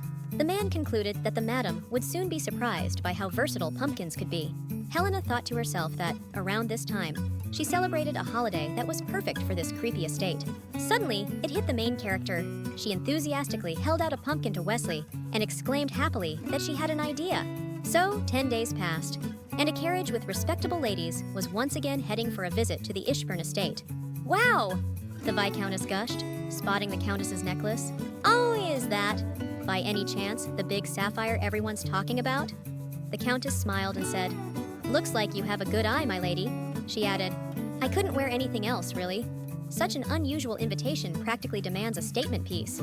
The Viscountess agreed, "Exactly! Something special's definitely up, considering they sent everyone home first, then re-invited us." Finally, the Duchess broke her silence, remarking, "The skill with which Lady Ishburn bought herself time is truly impressive. Still," the Duchess doubted, "I'm not sure anyone alive could make this castle presentable in 10 days. As the invited ladies stepped out of their carriages, costumed children greeted them, offering cookies to ward off monsters. The ladies were definitely taken aback by their surroundings. The costumed kids, the jack-o'-lanterns, the cobwebs, it all pointed to a monster night party. A few seconds later, Countess Ishburn herself confirmed their suspicions, welcoming them to her themed party. She mentioned she went all out to get everything ready, since this tradition goes way back to some ancient wizard clan. They believed that when the sun's power faded, monsters from the underworld would crawl out and torment anyone they found. That's why, back when pumpkins were everywhere, people used them like lanterns in the dark and dressed up as monsters to confuse the real ones. Thing is, when those monsters actually did die out, The holiday started to feel weird, but the younger generation still digs it. The main character added that, plus, she didn't think there was a better place for this holiday than Ishburn Castle, especially down south. She said that everything the ladies had seen so far was just the tip of the iceberg, and told them to come on in and not be shy. The ballroom was decked out in the same theme, and the invited guests were all chatting excitedly about something, so the ball was not only beautiful and interesting, but loud too. And right in the center of the room hung that shattered chandelier. Seeing it, the Viscountess Beck exclaimed in delight, "Oh my God, that's gorgeous!" The crowd buzzed, wondering if it had been dropped on purpose for tonight's celebration. Countess Ishburn laughed and apologized, explaining that it could have all looked staged, but the chandelier just snapped its cable. Someone in the crowd shouted how adorable the lady was, since a lot of people initially thought that was the plan. And no wonder, because the decorations were really well arranged. Even Viscountess Beck admitted Countess Ishburn surprised her. She said she'd never seen such an impressive reception, and the hostess thanked her. Then she confessed that she felt awkward showing the guests this find. She was honest and said that if not for the help of the Barwood subjects, none of this would have been possible. But Countess Bryce was extremely displeased with Countess Ishburn. After all, that chick even brought in commoners. According to the Countess, that was going way too far. But the next second, she smirked, because she'd come up with something interesting. She said Countess Ishburn's story touched her deeply. It sounded like she was really rushing, if she had to resort to common folk. So then she's like, who in their right mind would brag about their chandelier falling? All of a sudden, everyone's giving the main character the side-eye, and she admits she didn't realize it sounded like she was showing off. She added that she wanted to repay the ladies for their kindness when they first met, and make sure everything was top-notch. The girl explained that she's not familiar with Southern customs, so she has to rely on the generosity of her invited guests. Out of nowhere, she grabs Countess Bryce's hand and says she hopes the lady's wisdom will guide her in the future too. The Countess was totally stunned and couldn't even stammer out a sentence, and then Lady Helena asked everyone to follow her. She said she'd prepared tea and sweets for everyone. Essential stuff for a Monster Night-themed party. The guests followed the hostess, oohing and eyeing excitedly, and wondering what interesting things were coming next. Only Countess Bryce hung back. Lady Helena approached Duchess Russell and said how glad she was to meet her, because it was a great honor for her. The Duchess said she was equally grateful to Countess Ishburn for arranging this interesting meeting. Lady Bryce pointed out all the trouble it caused, but Lady Ishburn just smiled and said, "Trouble? Please?" She reminded everyone she'd already said how much fun she had with the people of Barwood. The Duchess said she should offer her thanks then, and added that she always repays her debts. Then she whispered, "Best not let your guard down, though. The show's not over yet, is it?" The lead actress was a little confused by the Duchess's advice when someone in the crowd asked why Count Ishburn hadn't come out to greet them. Then another question. Did the newlyweds already have a fight? Followed by another. Is the rift between them so deep that they can't even stand to be in the same room? Turns out, these questions were coming from Lady Bryce herself. Now Helena knows for sure that noble lady is one to watch out for. Countess Bryce straight up asked Countess Ishburn if she heard the questions, then told her to spill where the Count was. Helena was stumped, because she knows she told him to come. Plus Aaron promised to make sure the old man didn't forget the shindig. The girl was hoping that even if her husband was a total recluse, he wouldn't blow off the guests when Duchess Russell walked up. She told Lady Bryce to drop it, but Bryce shot back that it was a freaking emergency. The Countess declared that loveless marriages are a dime a dozen, but a relationship with zero trust is a major red flag. Her final point was that the family's honor was on the line, but as she asked Countess Ishburn if that was right, the ballroom doors swung open. Suddenly, everyone gasped, because the Master of Ceremonies announced that his lordship, Count Ishburn, had arrived. Nobody could believe their eyes that the aloof, antisocial Count actually showed up to the party. Our girl was over the moon that her husband finally made an appearance. Just a little while ago, the Count was yelling he wasn't going, for the 100th time, and Aran couldn't make him. "Is that right?" Benji asked. "Is my own assistant gonna drag me there?" Aaron reminded him. "Lady Helena said to tell you, if you don't show today, you don't even need to bother coming home." The boss man scoffed. "Since when does her say go for the Count's castle?" Instead of answering, Aaron said, "She also mentioned if you ain't there, she's torching those logs in the corner room downstairs." Benji looked confused, like, what logs are we even talking about? Suddenly, it hit him about his sculptures. He jumped up startled, and the assistant said, "No time to waste, sir." But then the boss smirked and said, "I made those sculptures just for kicks, so who cares if they burn?" Still, he wondered, how the heck did she even find that room? Aaron explained, Lady Helena was checking out the castle. He added, "No surprise Lady Helena stumbled onto it, sir." Then the guy admitted, I gotta say something, but you might not like what I'm about to say, Your Grace. The Count told him to shut his mouth, but Iran stepped up and asked why the master didn't try to get along with the missus. Benjamin smirked and said that the real question was if there was even one person on Earth who could get along with that woman. The guy countered, saying he wouldn't go that far, since the kid manager and the returned butler had found common ground with her, and the people of Barbuda seemed to follow her completely. The Count asked if the servant was implying that he was the only one with a problem. Aaron said that they were all people, and it wasn't strange that spouses didn't always agree. But what about the vow he made before God? The guy pointed out that the master should also put in some effort to save the marriage and take a different look at what the missus does. The Count snapped that was why he was going to this stupid masquerade. And at that moment, some people working nearby greeted his lordship. He asked if the missus had ordered them to do this, and they replied that they had just finished up their work in the fields and decided to come help out here. They also said that the missus works so hard, does so much for this estate, that they wanted to help her out in any way they could. These words finally made Benjamin think seriously about his wife. Helena's one of a kind, a total aristocrat. A childhood full of love did its thing. Now, she's followed everywhere by innocence and unpredictability. And, of course, killer looks. As the Earl opened the gates to the castle courtyard, Aaron's words echoed in his head. The master's gotta put in some effort, too.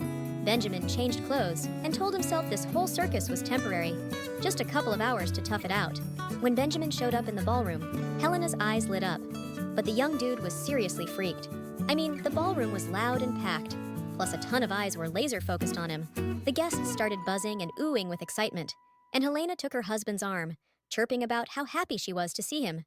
The ladies whispered that the couple was a perfect match, probably why they hadn't been seen. They must be on their honeymoon. Everyone laughed, except Countess Bryce, who loudly announced the Earl had urgent business far away. That's why he was late. She added that her husband was probably exhausted from the trip, so they'd be excusing themselves from the guests for a bit. Then she whispered to Benjamin to get his butt in the room already. Once they were alone, the Earl was about to compliment his wife on how great she looked, but she cut him off. Helena snapped, asking where the hell he'd been and why he was just now crawling in. She said she knew perfectly well he didn't like her, and that anything she wanted to do with the castle drove him nuts. Benjamin was stunned and asked when he'd ever said he disliked her. Then she asked if he was trying to say he loved her. Benjamin said, "Not a chance." The girl asked, "So what is it then?" "You don't love me, but you can't say the opposite either." The guy shrugged like, "It's just like that." The girl replied that she felt just like that about him too. She pointed out that, thankfully, they didn't hate each other, so maybe they could actually work together. Helena stated she wasn't expecting some grand gesture. She just wanted him to try smiling at people once in a while. The guy said he'd try. Helena couldn't believe her ears, and happily concluded that she'd be counting on his help then. After a while, our girl was super intrigued watching her hubby. Helena even wondered if the dude had eaten something while they were apart. Yeah, it wasn't exactly a pretty sight, but at least Benjamin was trying. If he keeps going like this, it's just a matter of time before he screws up big time. But Helena, really, didn't want to bail him out. So she decided to get proactive and help him chill out a little. She called out to her husband, but used a sweet nickname, asking if he wanted to dance once before the show started. Benjamin was totally shocked and asked her to repeat what she'd said. And Helena replied, "Aw, are you shy?" Then she asked if her darling had already forgotten what she calls him. Barely moving her lips, the girl begged her hubby not to be dense and just play along, because she was trying to save his butt. Then Benjamin timidly called his wife, "Darling!" And the socialite ladies who heard it started gasping and squealing with delight and adoration. Helena was still in shock, because it's one thing to imagine this situation in your head, and another thing entirely to hear it live. She told her sweetie that he was all red and asked if he was feeling all right. Benjamin knew his wife was being a total smartass, just messing with him, so he shoved her hard, pretending it was an accident during the dance. Helena got pissed, asking what he was doing, and Benjamin sarcastically apologized, saying what does she expect from a merc? He can't dance. She was annoyed he called her honey, forced a smile, and suggested he go back to his honey, but he admitted he didn't think their relationship allowed that. Too much bitterness, not enough sweetness. He added that she, strictly speaking, wasn't exactly a honeybee either, more like a wasp. That pissed her off so much that she accidentally stepped on his foot, and Benjamin quietly gasped in pain. He complained, asking what the hell she was doing. He didn't step on her foot. Helena snapped back that if he stepped on her with his clodhoppers, she'd be crippled. The guy mumbled, "Why even wear such high heels? Like that'll change anything." and she asked what he was muttering about. She whispered that she searched the whole castle just to dress him up like a real count. And this is how he treats her? He suddenly yanked his wife close again, telling her not to get too carried away, or the audience would see right through her act.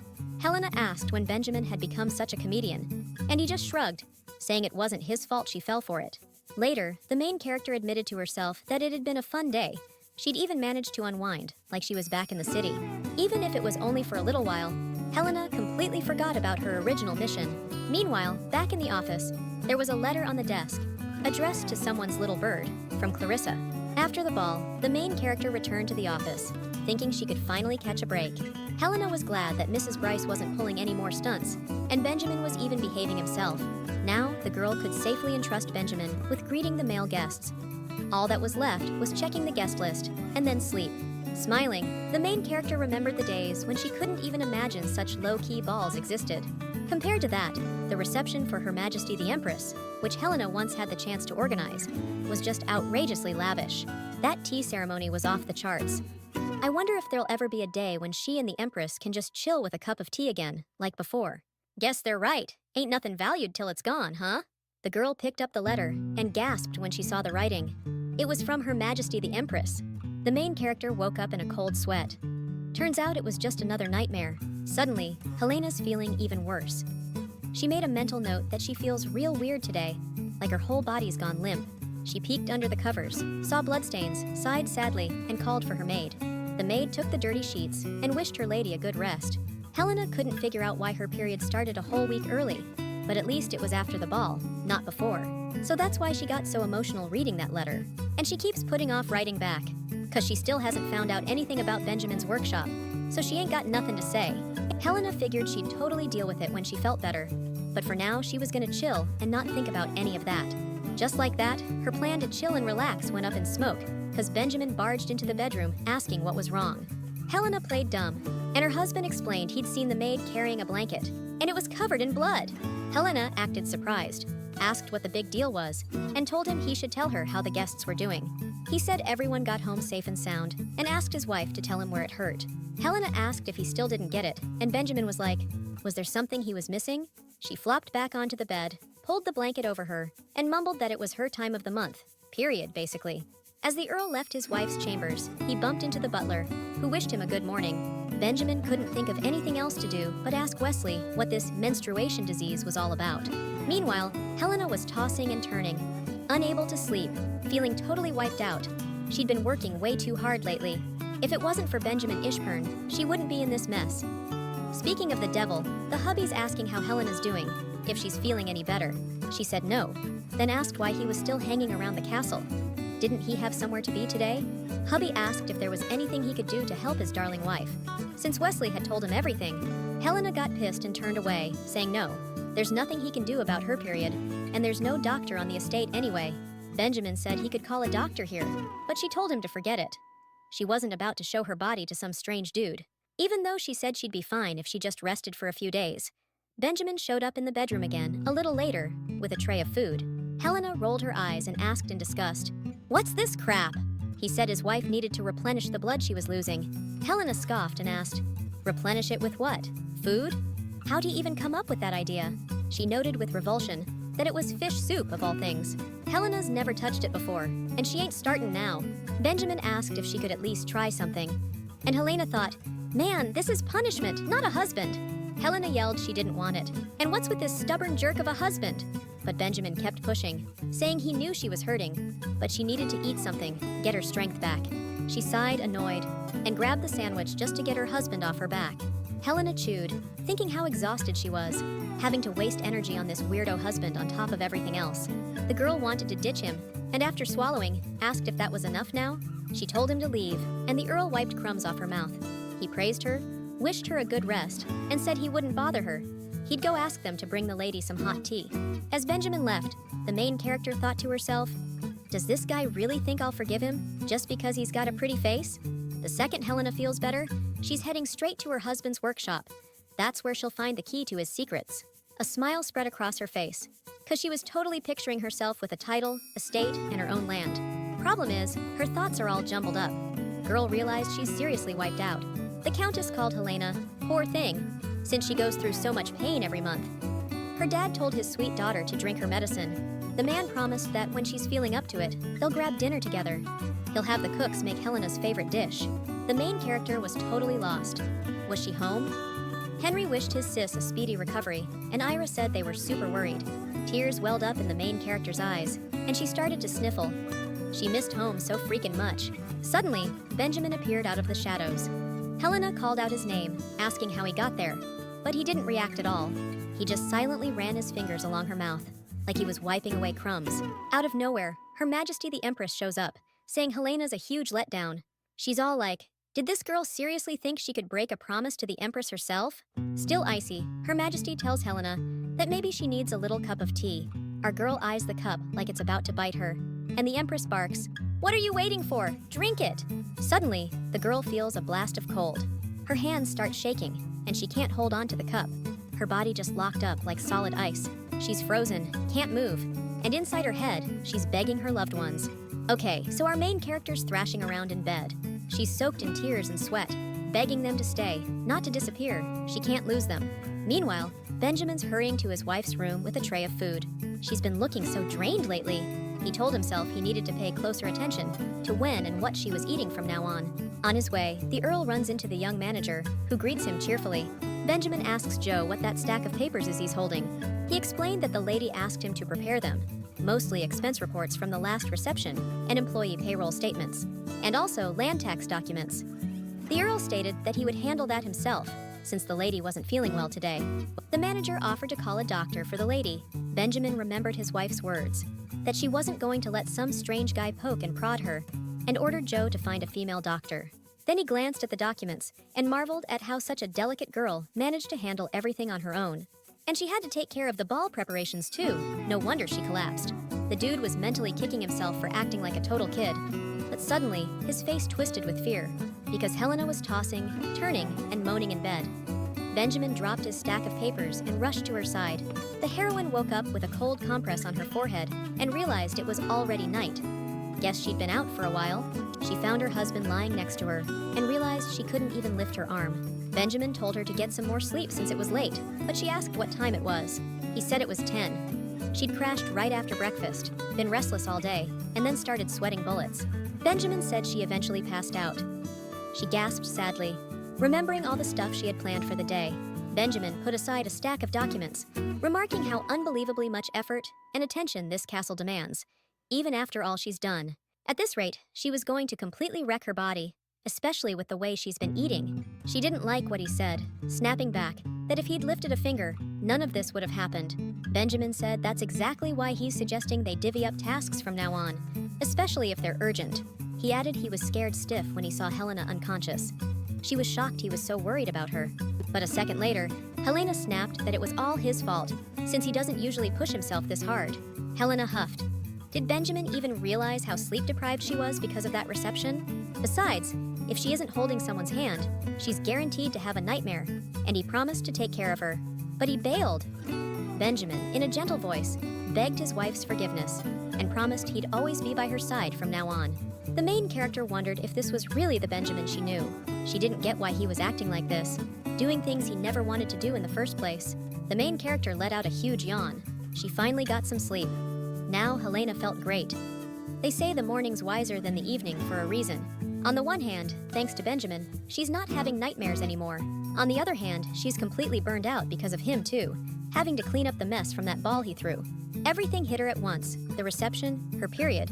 But even then, she doesn't remember ever feeling this bad before. Suddenly, Benjamin popped into the bedroom and asked Helena if she was awake and how she was feeling. The girl replied that she felt better today.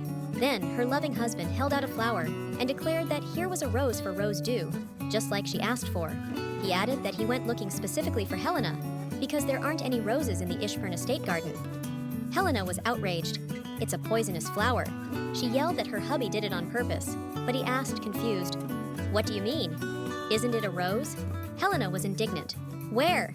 He replied, "Well, the flower is red." And the girl asked if, in her husband's opinion, all red flowers were roses.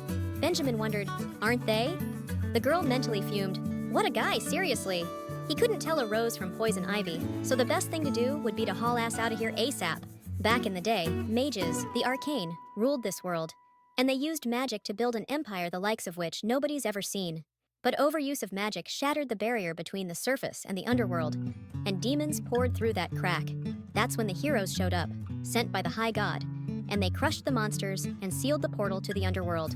The arcane, who screwed up, were banished from the good land, and that was the end of the magic era, leaving behind the monster forest. Kurama, dividing the north and south of Malaria. That's all the main character knew about the legends of the magic age. Ever since then, any evil magic creatures got called demons, and even if it's just a legend, a room packed with those things is still freaky. But Helena needs to find a clue. She doesn't have a choice. The capital's locked down tight, and she's never seen monsters before. But ever since she got here, she feels like she's seen them all. Out of nowhere, Benjamin showed up and asked what Helena was doing there. If she was maybe looking for a husband, she stammered. Said it was something like that. She can't exactly tell her husband she's digging for evidence to send him to hell, but she's too chicken to snoop around this creepy room alone. Helena just said she was curious about what was going on in here. The dude heard her out. Then out of nowhere, he slammed her against the wall. The girl was so thrown off, she could barely whisper for him to stop. Okay, so maybe they got a little touchy-feely at the reception, but not this close, right? Suddenly, Benjamin held out a little dinosaur figurine to his wife and asked her to take a look. He explained he'd made it recently, carved it from wyvern horn, using a technique he learned from a taxidermist. The skin gets stretched over the frame, and Benjamin thinks it turned out pretty realistic. Helena said sarcastically that yeah, it was too realistic, just like a real monster. And Benjamin reached for the next figurine. He remarked that his wife might like this one too, since the monster forest also has little fairies, though they're dangerous in real life. He said they looked kinda cute, but Helena grumbled, "Cute? What's cute about them?" The dude didn't catch her annoyance and suggested adding lace, maybe make them look better, like they got wings. Helena snarked, "Oh, that's just brilliant," and he totally ate it up, adding, "Seeing you gave me the idea, babe." He told his wife to take her time looking around, and if anything caught her eye, to just ask. She wondered what was up with him, why he was trying so hard. Looks like he's totally obsessed with his hobby. She figured there was no harm in just looking around. Then her gaze landed on something interesting. Wait, is that a sculpture of a woman? Benjamin snatched the sculpture from Helena, and she asked, "Is that your first love?" He exclaimed, "No way, Zrenya," but she shot back, "Really? Why hide it then? Something's definitely fishy." She was like, "I get it, it's just a marriage of convenience, so who cares, right?" Benjamina protested. But Helena shot back, "As your wife, I should know your tastes, honey." And he's all, "That's exactly why I'm saying you're wrong." He let out a shaky breath and handed his wife the figurine, telling her to take a good look. But that didn't help. Helena just had even more questions. Then he snatched the figurine back, telling her to quit staring, like, "Lady, you've already given it the eyeball treatment." The guy said it was time to head back, but she got all indignant. "Did you put it somewhere I couldn't reach on purpose? That's dirty." The heroine asked, "Why are you keeping this a secret from me, huh?" She pointed out, "That's sus." But he insisted, "Nothing suspicious. It's just a regular chunk of wood." Then the dude asked, "So, is it pumpkin again for dinner tonight, or what?" He suggested they have dinner together, adding that it'll be dark soon, so they gotta prep. The main character was wondering if she even saw the inscription on the bottom of the sculpture correctly. I mean, that ancient language was used by mages known as the arcane, and that writing is forbidden by the Empire. The next day, a shiny new lock appeared on the workshop door, and Lady Helena was like, "What the heck is going on?" She asked if they really needed to put a new lock on it, and the young manager, Joe, explained that the door had been fixed and locked up last night. The lady asked where the key was, and the manager explained that the Count said he'd keep track of it personally. He took it and made the only key. The lady smirked, pondering if her hubby was finally starting to speak up. A while later, the main character showed up at the training grounds and demanded the key from Benjamin. He wondered if the lady wasn't bored of looking for the key yet, and she replied that a new lock had just appeared. Helena said that it's her husband's workshop, and he's the only one with the key. Benjamin pointed out that it's private space. He said it would be a problem if the wife tried to sneak in there again, so if he were in her place, he'd have changed the lock too. The guy wondered why his wife was pushing so hard to get into that room, if she didn't even like the carvings. She got flustered and couldn't think of an answer right away. Her husband turned and told her to come back. He had too much to do. The Earl turned around and saw the knights were eavesdropping. Guess personal space is really necessary. Helena wondered what was up with her hubby now. Yesterday, he was all smiles, blabbing about everything, even when nobody asked. Looks like he's sulking because his wife hit a nerve. She said if he's so desperate to hide that statue of a woman, fine, she'll respect his past memories, and ran off crying. The knights swarmed the Earl with questions. What past memories are we talking about? Is it about some ex?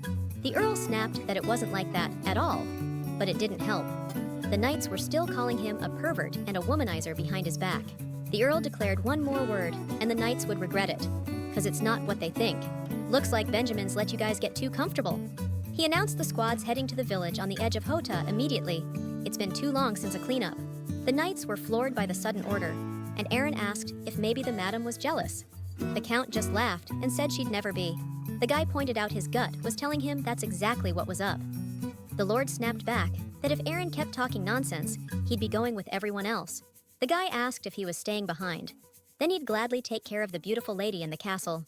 His lordship pointed out that guarding the lady wasn't just about standing watch, because she's the kind of woman you just never know what to expect from. So, after a while, the main character was standing in front of the workshop door, sledgehammer in hand. Grinning, she declared it was time to blow off some steam. The main character prepped for a swing and yelled for Benjamin Ishburn to finally get what was coming to him. Suddenly, someone called out to the lady. It was Aaron. Lady Helena asked him why he wasn't on the expedition and was instead here. Had Benjamin left him to spy on her? Aaron suggested they drop the whole thing for now and talk calmly. The Countess flipped out, saying he was being a scumbag and planning to hold her hostage. She ordered him to give the damn sledgehammer back right now. But Aaron just begged her to chill out, saying he'd explain everything. He claimed it was all a misunderstanding, that the statue was just like a good luck charm to the Earl. Lady Helena was like, "What the hell does that mean?" Aaron explained that the Earl's expression when he looked at the statue wasn't love-struck at all. It was more like the way Aaron felt about his sisters, and he'd known the Earl for over a decade. Even if this was the Earl's first love, he hadn't even touched the woman's shadow all this time. She cut him off, demanding to know if he was saying she was jealous. Aaron asked if it was true, and she shouted that it wasn't. The guy pointed out that when she got that mad, it looked even more like jealousy.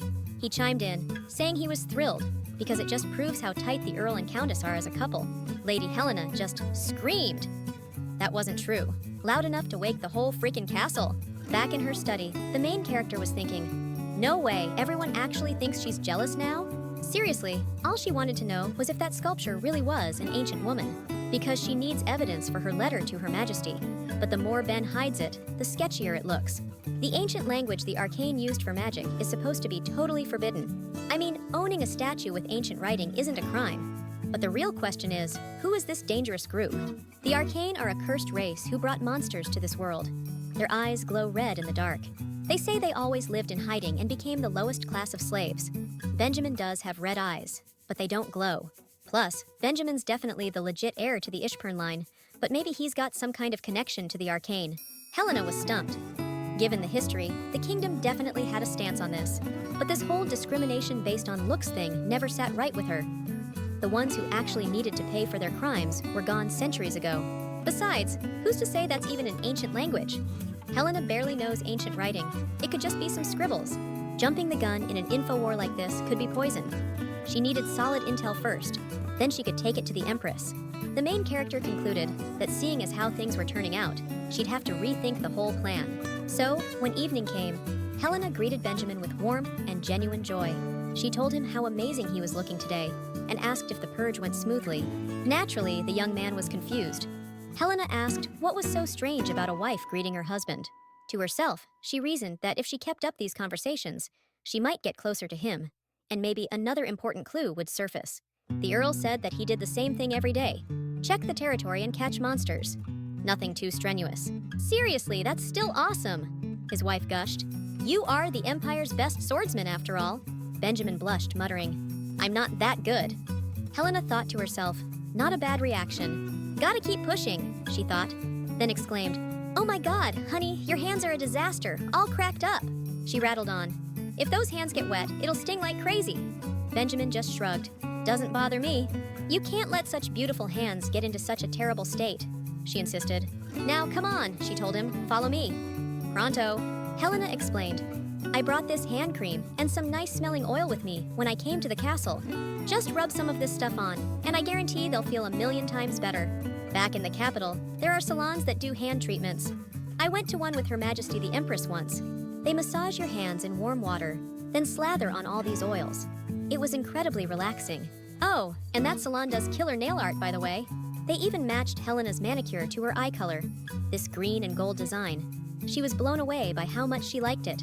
She was practically gushing about how amazing Her Imperial Majesty's jewelry was. But Benjamin was starting to feel like he couldn't breathe. Helena dramatically announced that everything was finished and asked her husband what he thought. Her hands smelled nice, like chamomile, and he mumbled that it was all right. Suddenly, Helena remembered that she had a meeting with the managers of companies connected to the Ishburn earldom next weekend. She asked if her husband would come, but he was hesitant, muttering something to himself. She figured she should have buttered him up first before inviting him. But then Benjamin surprised her and said he'd go. The main character jumped out of bed, all excited, and asked if her husband was serious. He said yeah, he'd try to free up sometime. Helena was like, "No way, this is awesome." She figured her husband would act like anything to do with the Earl's estate was none of his business. Benjamin pointed out it was late and told his wife to come to bed. After that day, the young dude made sure he got home, no matter how late it was. Benjamin impatiently asked his wife again if she was coming. Helena was super happy and mumbled that she was on her way.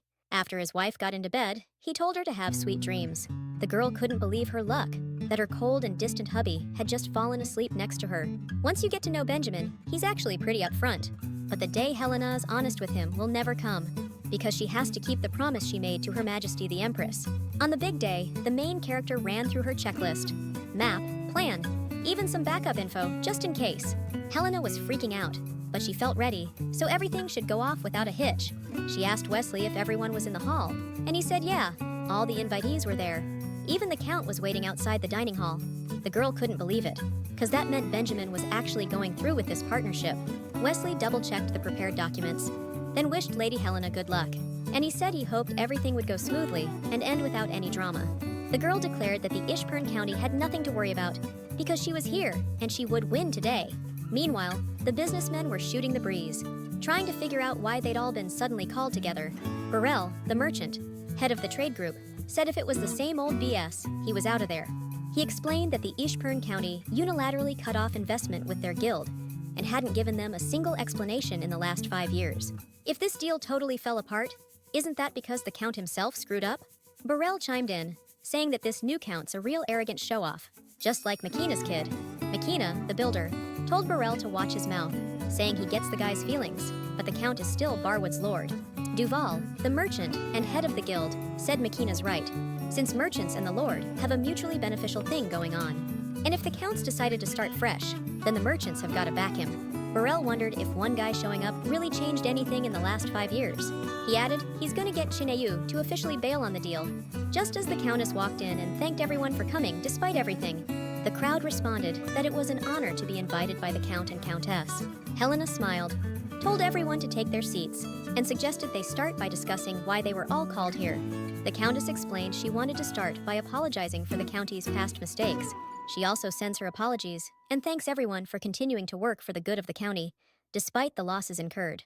McKenna said the lady had nothing to apologize for, since the county probably had its own hardships. Things don't always go smoothly in business after all. The Countess thanked him for those words, as they eased her heart a little. But Burrell was in a negative mood. He stated that before getting to the point, he wanted to clear something up, and reminded them how the county rejected everyone the merchants sent a few years ago. The man demanded an explanation as to why they suddenly changed their minds, and Helena asked her husband in horror if it was true that the merchants sent people who were just kicked out. Benjamin looked away and mumbled that he didn't want to meet with them in the first place. Helena whispered that he created the situation he now had to apologize for. Burrell continued that it had already been decided back then that the ties between their guild and the county were permanently severed. He emotionally recounted that having lost their investor, the merchants barely stayed afloat, relying only on their own strength. Lady Helena tried to stop him, but Mr. Burrell wasn't about to shut up. He pointed out that, furthermore, the transfer of the title of Earl on their end had been sudden, and they weren't even informed about the process. All right, if the Earl's planning on working with us, he's got to give us a damn good reason to trust him first. Benjamin's claiming he only became Earl because he's the last in line, not because he wants to be here or because the kingdom asked him to. Burrell pointed out that the Earl hasn't changed a bit, still won't admit he's guilty of anything, am I right?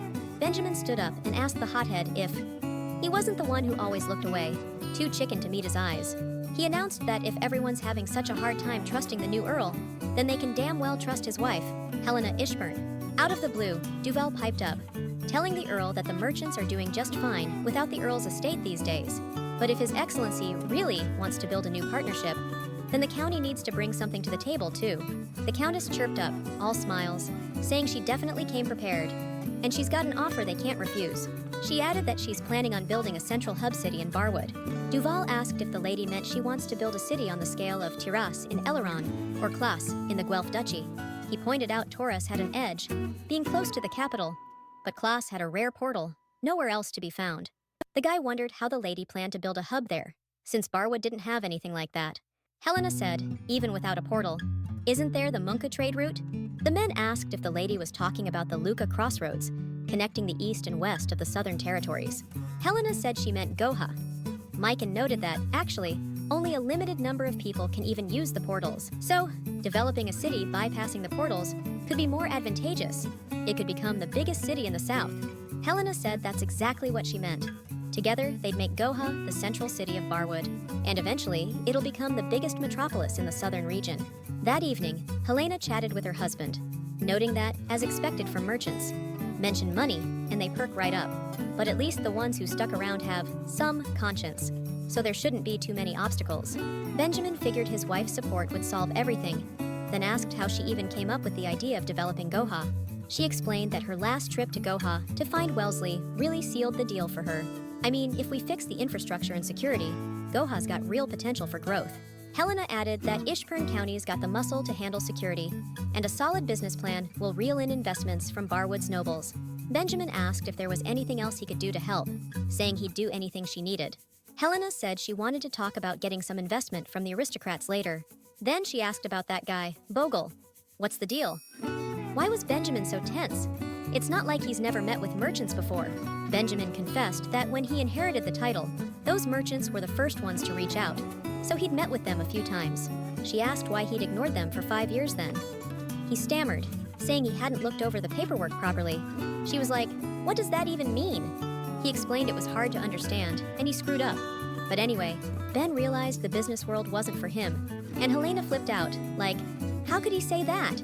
He needed to ask questions and learn. She reminded her husband that he had people to help him, and what good was a leader if he couldn't even handle this? Ben admitted that he could tell they were unhappy with him, and Helena asked him to clarify. Unhappy, specifically? Not scared of him like they used to be? The young man said it was all in the eyes, and told her how he'd once overheard a conversation between members of the assembly. They were talking about how, when the Count looked at you, it sent chills down your spine. The young man abruptly announced he was going to get some rest, since he had to be up early tomorrow, and wished the lady a good rest as well, telling her not to overwork herself. The main character was left wondering what was up with her husband. He'd barely touched his food. The lady asked Wesley if he understood what was going on, since he'd been worried from the start, ever since they first talked about meeting with the merchants. The butler said hesitantly that those who live in the South know that encounters with monsters aren't uncommon. Perhaps that's why the fear of them as creatures, and the hatred for their existence, are so strong. So, for the Southerners, arcane, the reason these monsters exist, became an object of hate and contempt. Helena asked what that had to do with Benjamin, since he had red eyes from birth, unlike arcanes whose eyes change later.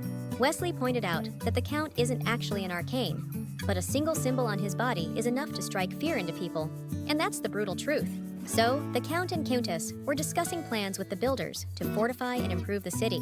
The head builder said they needed a fortress wall because the monsters get more active in the winter, so it'd be good to finish it before then. Then, he pointed to a map and mentioned that, even though it's not the center, the shops are pretty good here. It would be great to fix them up first. The main character agreed, saying she'd definitely take their opinion into account regarding the order of improvements to the capital and roads. She said they'd raised enough funds for the improvements through the merchants, so everything would move quickly, and she's really looking forward to seeing what Goha becomes in the future. After that, the Earl and Countess decided to grab a bite. Wesley put some caramel on the table and said they both did great work. Lady Helena chimed in, saying what a superstar the butler was, even thinking of that. The butler just said she was giving him too much credit.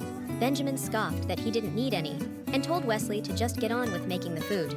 His wife shoved a caramel in his mouth and told him not to be like that, to at least try one. She asked her hubby if it was good, and he agreed that it was. Then, Lady Helena asked Wesley if the earldom could afford to spend money on food just for sweets.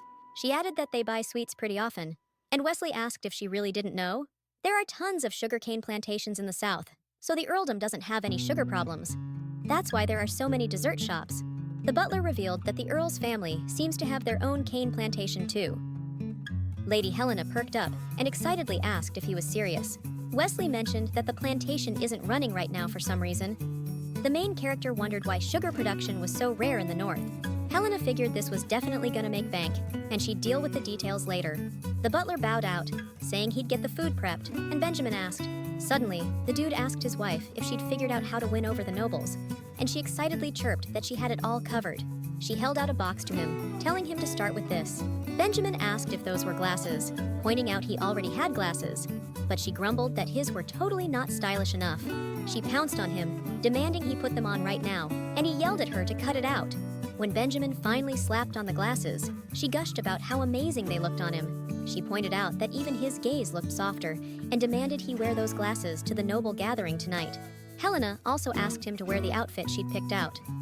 When dealing with aristocrats, first impressions are everything. She clarified that he needed to look respectable and impressive, and not to beg, but to project confidence and declare that only those who wanted to could follow him. Even the most cautious guys won't want to be left behind, and they'll make their move, because aristocrats can't stand being sidelined. Benjamin asked his wife where she learned all this stuff, and she said it's all about constant planning and turning thoughts into action. She added that she'd love to take all the credit, but she actually learned a ton just being around Her Majesty the Empress. Speaking of, Empress Clarissa Arpent is a seriously amazing strategist, right? Helena then asked her husband if he'd ever met her in person. The young man admitted he had, but it was a long time ago, during the Battle of Arlia. The girl asked if he meant when they took down the Kraken, and pointed out that Aaron said the Count was the one who saved Arlia from destruction. Benjamin said he was just a deputy commander back then, and only led the squad for a moment at the critical point. That's when Her Majesty the Empress commanded him to come to court, officially to honor the young man for his service. The girl wondered exactly how she thanked him, and Benjamin dryly replied that it was the usual way, with money. She scoffed, saying there's no way that's all it was. Not when the Empress herself arranged the meeting, but the dude straight up said the pay was good enough, and the main girl noticed her husband got all bummed out. So she asked if he was okay, but he snapped back that he was fine, just some bad memories popping up. Helena asked if something happened between him and the Empress, but Benjamin didn't want to spill and said nothing did. Benjamin felt the warmth of his wife's hands. Then she said that even if their marriage got off to a rocky start, they're still husband and wife, and spouses gotta have each other's backs. Helena said that her husband's supporting her now, so she'll be his rock too. She told him to remember that, and those words really made Benjamin think, being someone who makes someone else stronger. Could this fake marriage actually become something like that? In his head, Benjamin was like, even if he told Helena everything, he doubted she'd understand or accept him. That same night, there was a reception at the Glass Mansion for the Southern nobles, and everyone was saying how cool it'd be if Galway had a salon or tea room. Some socialite chirped about wanting a comfortable and pleasant shopping experience, like in the big northern cities. One of the aristocrats asked the Count what made him take notice of Goha. He added that he'd been there plenty of times, but the thought never crossed his mind. Benjamin pointed out it's a remote and wild town for sure, but Goha has an advantage you can't buy: Luca's path. He announced happily that once the administration building and city wall are done, it'll be a truly perfect city. The Count said if anyone's thinking of getting involved in this project with the Count's house, they better hurry, because they don't need too many people. Naturally, not only the guests were surprised by such a confident statement, but Helena was too.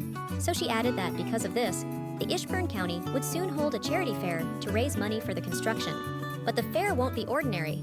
Ishburn County will be preparing a special evening, something more than just a fair. The guests were intrigued and asked what special evening she was talking about. Lady Ishburn clarified that everything would be legal, shocking, and provocative. Turns out, the main character was planning a masquerade ball. Suddenly, the Count needed to talk to his wife, like, now. He grabbed her by the suit, asked her to stop and talk it over. But before we get ahead of ourselves, let's rewind 7 days to when our main character was cooking up her big plan. Her eyes widened when she saw the list of guests who were going to participate. If she'd known, she would have started cleaning the small hall earlier. 'Cause the charity fair is going to be in the small hall, and the masquerade's happening in the grand ballroom. But just when Helena thought she was almost done, she turned around and saw a crowd of servants around her. She asked what the heck was going on. The servants said she was cleaning, but the Count chased everyone away and barricaded the door. While Helena was fuming, Benjamin was strolling around the castle's backyard. He was wondering when the hell the garden got so beautiful, He got closer and saw the windows and doors were all boarded up. Just like he figured, there was no way he could show Helena that room. The female lead was boiling mad and stormed out to the garden to give her hubby hell. She screamed his name and asked if he was messing with her, and why the heck he'd locked up the small hall. Benjamin calmly pointed out that the room was the worst hit by the fire and was now unusable. The girl's fire didn't die down. She raged that if that's the case, there wasn't a single decent space in the whole castle. Plus, she'd already called all the craftsmen. So what now? Benjamin replied that the Great Hall would also work since they fixed the chandeliers. Helena pointed out that there'd be 5 times more guests than last time. Even if they opened both halls, it'd still be packed. His decision was final.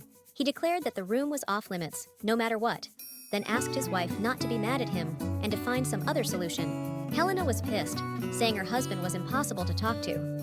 He understood and agreed to cooperate, right? So why the sudden change of heart? What happened? If he's got a problem with the organizers, he should just be straight about it. It's obvious he just doesn't like me. Benjamin stopped dead and repeated that he's told her 1,000,000 times. He's never hated Helena. Her voice trembling, she asked what was going on in the garden. The night before the wedding, when he was talking to his assistant, a heavy silence hung in the air. Our girl stood there, fists clenched, her eyes burning with cold fire. Benjamin asked if she'd heard all that. His voice shook too, and her answer hit him like a whip crack. She shot back that he should have been more careful saying that stuff. Then she turned away, but he saw her eyelashes flutter. Helena gave a bitter little laugh, saying she was probably an idiot, hearing all that and still trying to fix things. Benjamin reached out to call his wife back, to keep talking, but she spun around and snapped that he wasn't allowed to call her that anymore. She declared she refused to be his wife. Benjamin's face twisted in pain, but she wasn't looking at him anymore. He screamed her name, begging her to stop. His cry sounded like a desperate attempt to halt the inevitable, but it was too late. So, the day of the charity fair and masquerade had arrived, and the celebration was in full swing outside. The excited ladies were amazed and exclaimed, "Is that really a cutting technique from the age of magic?" The statue, brought from the family treasury, inspired awe in the guests. It was a gift from Helena's father, made quite a while ago, and one of the guests exclaimed that he wanted to bid on it. The main character was glad the weather was cooperating with the event. If only Benjamin wasn't pulling his stunts, everything would be much calmer. Thoughts plagued her. Maybe Helena really went too far reminding him of that conversation the night before the wedding. Even though she's the Empress's spy, she was conflicted. Instead of digging into Benjamin's weaknesses, all she's doing is reviving Ishburn and starting fights. Her musings were interrupted by a polite bow. The appearance of Duchess Muriel Russell was a pleasant surprise. Lady Helena gave her a warm welcome, and the Duchess commented that Countess Ishburn must be exhausted after planning all this. Helena spotted Benjamin in the distance and confessed to her friend that she didn't want to run into her husband right now. She added that she was too angry at the moment, and if she saw his face, she was afraid she'd just forgive him. The Duchess chuckled lightly, remarking that when you see your spouse's upset face, you can't help but forgive them. The main character replied, "Yeah," but she didn't want to forgive him right now, not after all she'd been through because of her husband. The Duchess said if that were the case, she'd be happy to help. Suddenly, Helena had a crazy idea and asked if she could switch costumes with her for the masquerade ball. Benjamin was looking around. There was a fairy maid, devil wings could be seen, and a paper crown. To himself, he concluded that it was just pure madness. Then his thoughts drifted back to the pre-wedding ball. The guy wondered, had Helena heard everything back then? And even despite that, she still showed support. Benjamin scanned the crowd for his wife. She'd specifically said she was wearing a cat mask, but he couldn't spot anyone who even resembled Helena. Suddenly, the ball's guests erupted in laughter, gasping and exclaiming how cute and interesting this duckling was. Everyone was dying to know, who the heck was this?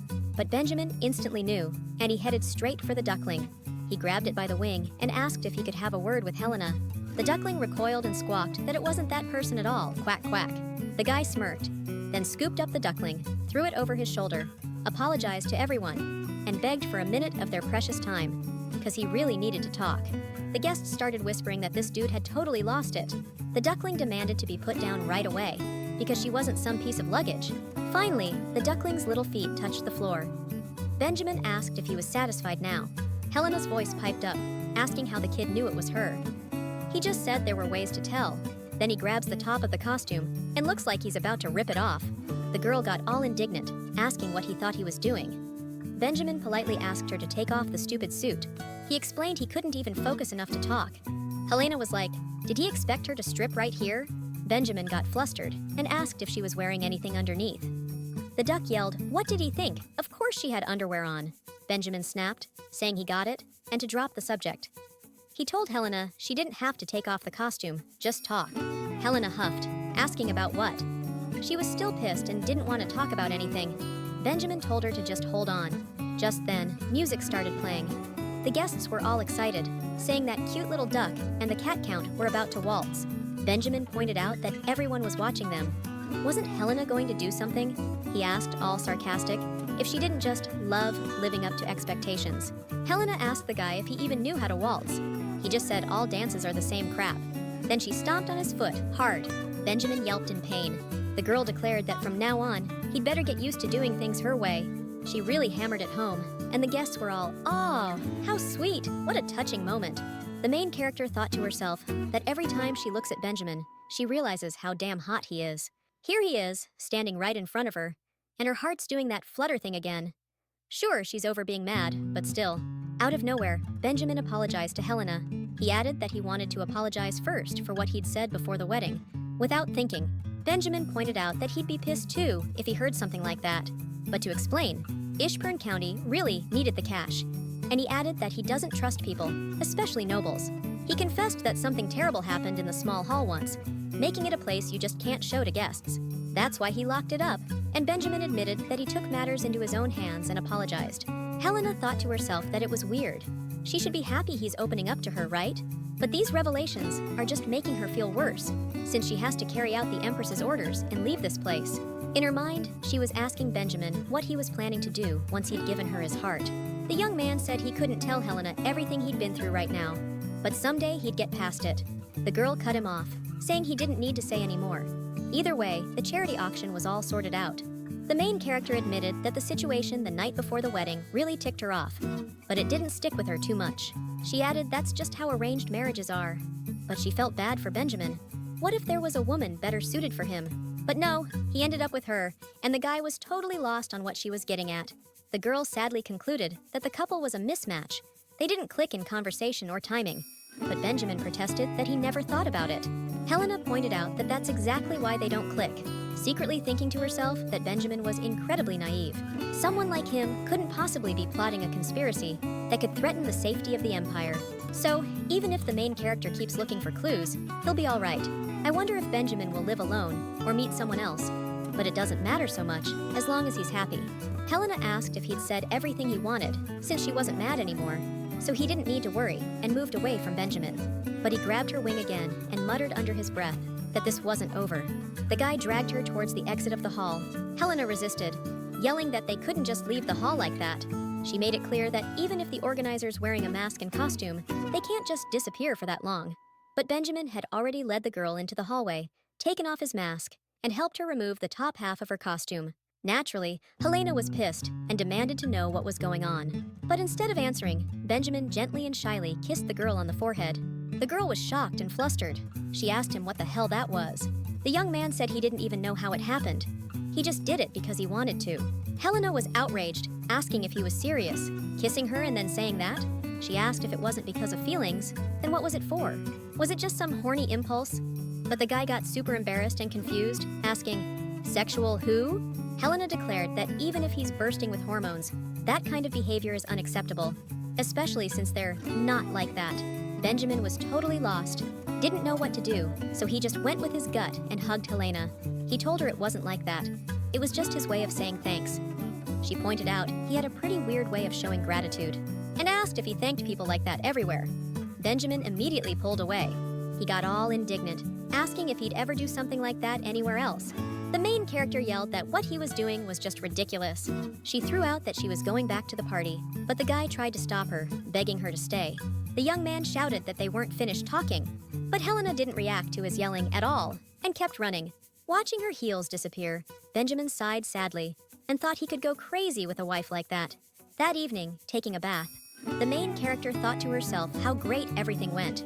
Good thing the whole switcheroo and masquerade thing was her own idea, but she was starting to wonder why it was bugging her so much. Helena remembered Benjamin's kiss and figured, no wonder she's pissed. It's all his fault. She's a total wreck now. She couldn't wrap her head around how that dumb idea even popped into his head. What was he even thinking? Suddenly, a very familiar voice called out to the main character. She told Benjamin he scared her and asked what he was doing there. He said it was late, time for bed, then wondered why Helena looked so spaced out, like she hadn't even heard him call. Not knowing what to say, she stammered and sputtered that she wasn't thinking about anything at all. An awkward silence hung between them for a few moments. Then Benjamin asked her for a towel. Helena looked confused, so he explained he wanted to dry her hair and offered her a seat. He said the girl could take it as a thank you for taking care of his hand last time. The guy assured Helena she'd like it and told her to just chill and read a book in the meantime. She agreed and pointed out that if he was so confident, then fine, she'd just hang out right there. Benjamin smirked and pointed out that her book was upside down. The guy added that the girl shouldn't be so nervous. He wasn't gonna do anything bad. Helena snapped back that that's not what she was thinking about at all. The guy remarked that winter had arrived. Those words got the main character thinking about how much had happened since then. Helena remembered organizing her first social ball in the county of Ishburn, like when she danced with the Count. This room's even starting to feel like home now. Benjamin was carefully drying his wife's hair the whole time. Helena caught herself thinking how peaceful it felt when they were just sitting like this. Her eyes were getting heavy, and Benjamin, noticing she was nodding off, asked if she wanted to sleep. The main character just mumbled in agreement.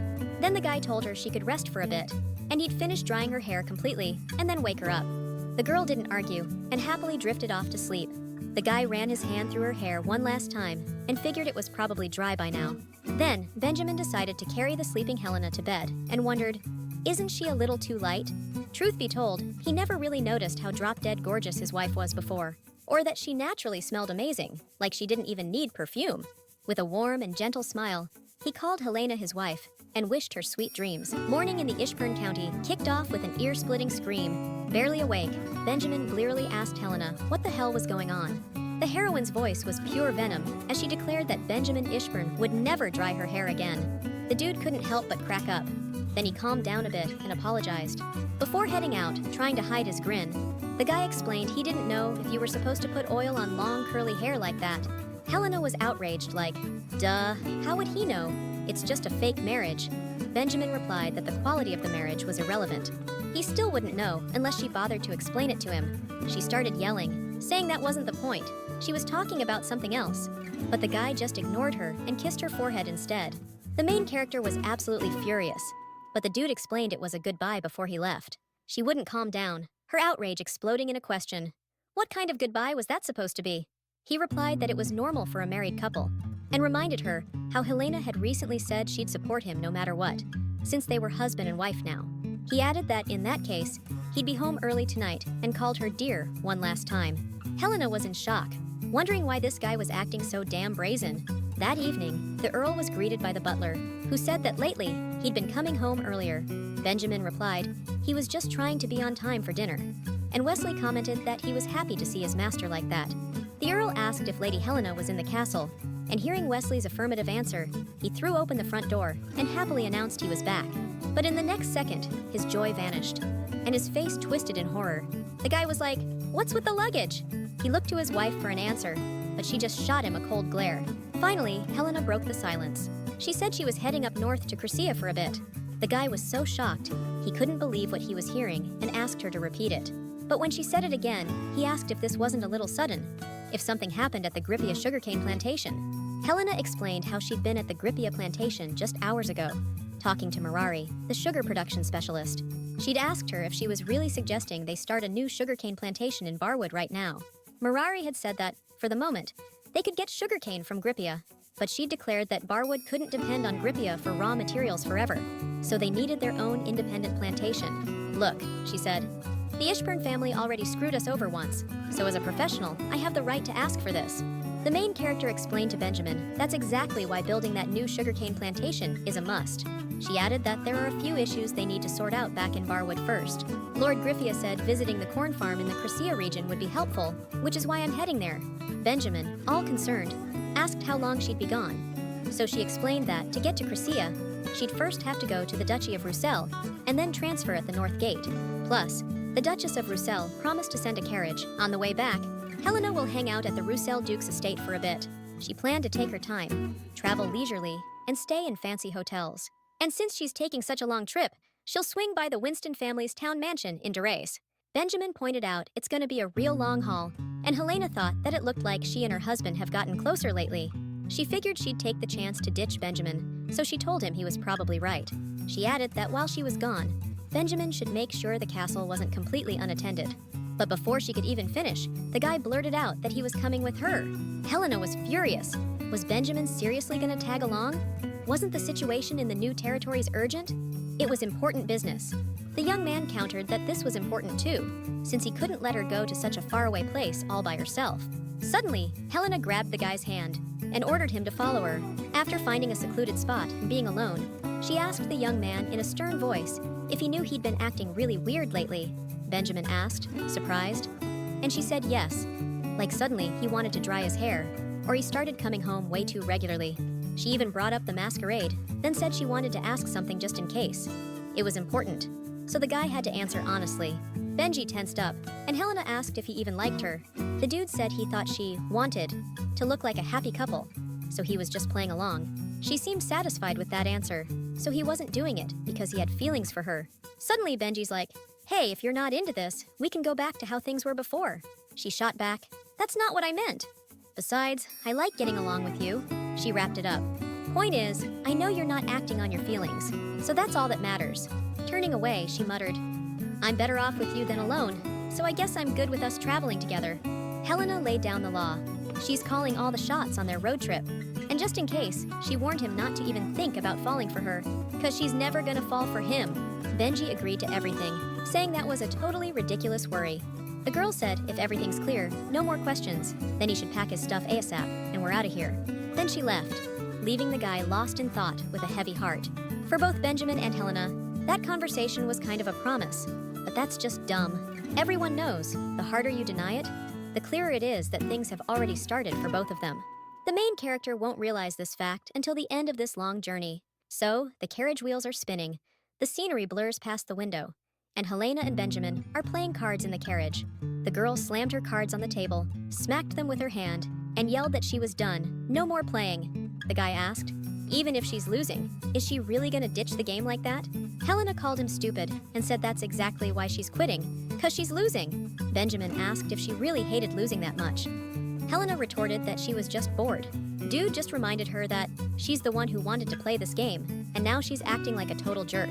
Suddenly, their escort threw open the door and announced that the carriage had arrived at the Mayan barony. Benjamin hopped out first, told Helena to take her time, then apologized and asked if he could hold her by the waist. The girl felt that same old rush, the one that hit her during the kiss, and wondered, "Not this again?" She asked the guy what he was doing. Benjamin said the sun was too bright, so he was just shielding her. Helena pointed out that the sun was almost down, but they should have at least grabbed an umbrella. She added that, actually, the young man was probably right. When our heroes stepped out of the carriage, they were greeted by cheerful laughter, and someone exclaiming how great the young couple's relationship was. The same voice welcomed them to the Mayen barony. He said that even though the Earl and Countess were only there for one night, he wished them a comfortable stay.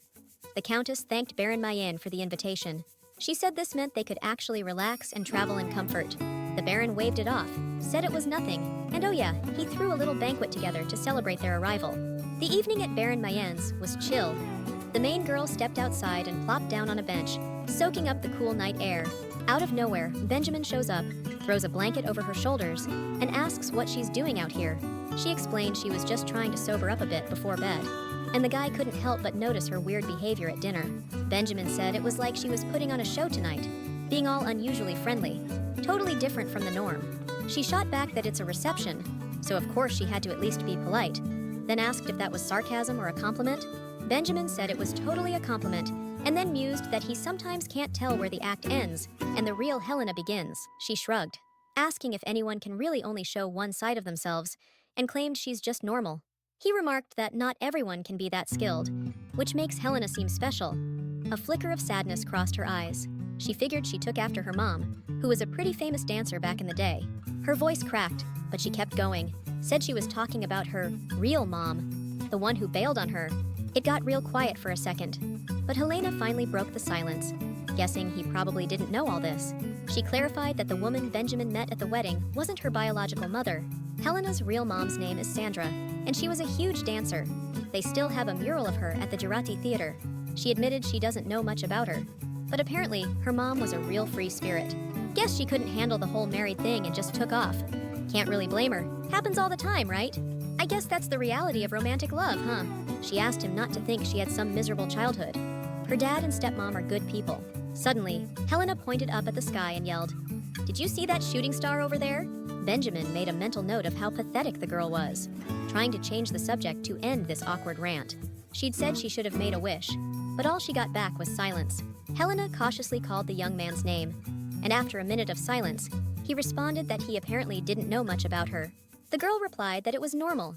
They had a hasty arranged marriage after all. Helena placed her palm on Benjamin's cheek and added that she also knew almost nothing about her husband. He grabbed her hand and thanked her for telling him. The main character thought that maybe now was the right time to ask Benjamin about himself, but the words got stuck in her throat. Suddenly, the guy hugged the girl tightly, and she asked if this action was also out of gratitude. Benjamin said he figured Helena must have had a rough time too, and the girl wondered if he was making fun of her right now. Benjamin explained that it was just a comfort. So, the main character's been doing some serious thinking. Truth is, Sandra initially took her daughter with her when she bolted. Back then, there were rumors in the capital that Sandra had fallen for an imperial knight. But everyone figured it was just a fling. Nobody expected her to ditch her countess status. And definitely, no one thought she'd run off, taking her daughter with her. Sandra dumped little Helena on the side of the road. They found the girl in front of a monastery, burning up with fever. And when the little one woke up, she was back at the Winston family estate. Maybe because of the sickness, Helena didn't remember a single thing from before that. The reason was obvious. The little girl kept thinking about how much of a burden she was, especially when she got sick. After that, she decided she was going to be happy no matter what, even if she had to do it alone. But Benjamin just had to barge in and screw up her plans. Seriously, when did she start feeling all warm and fuzzy around this guy?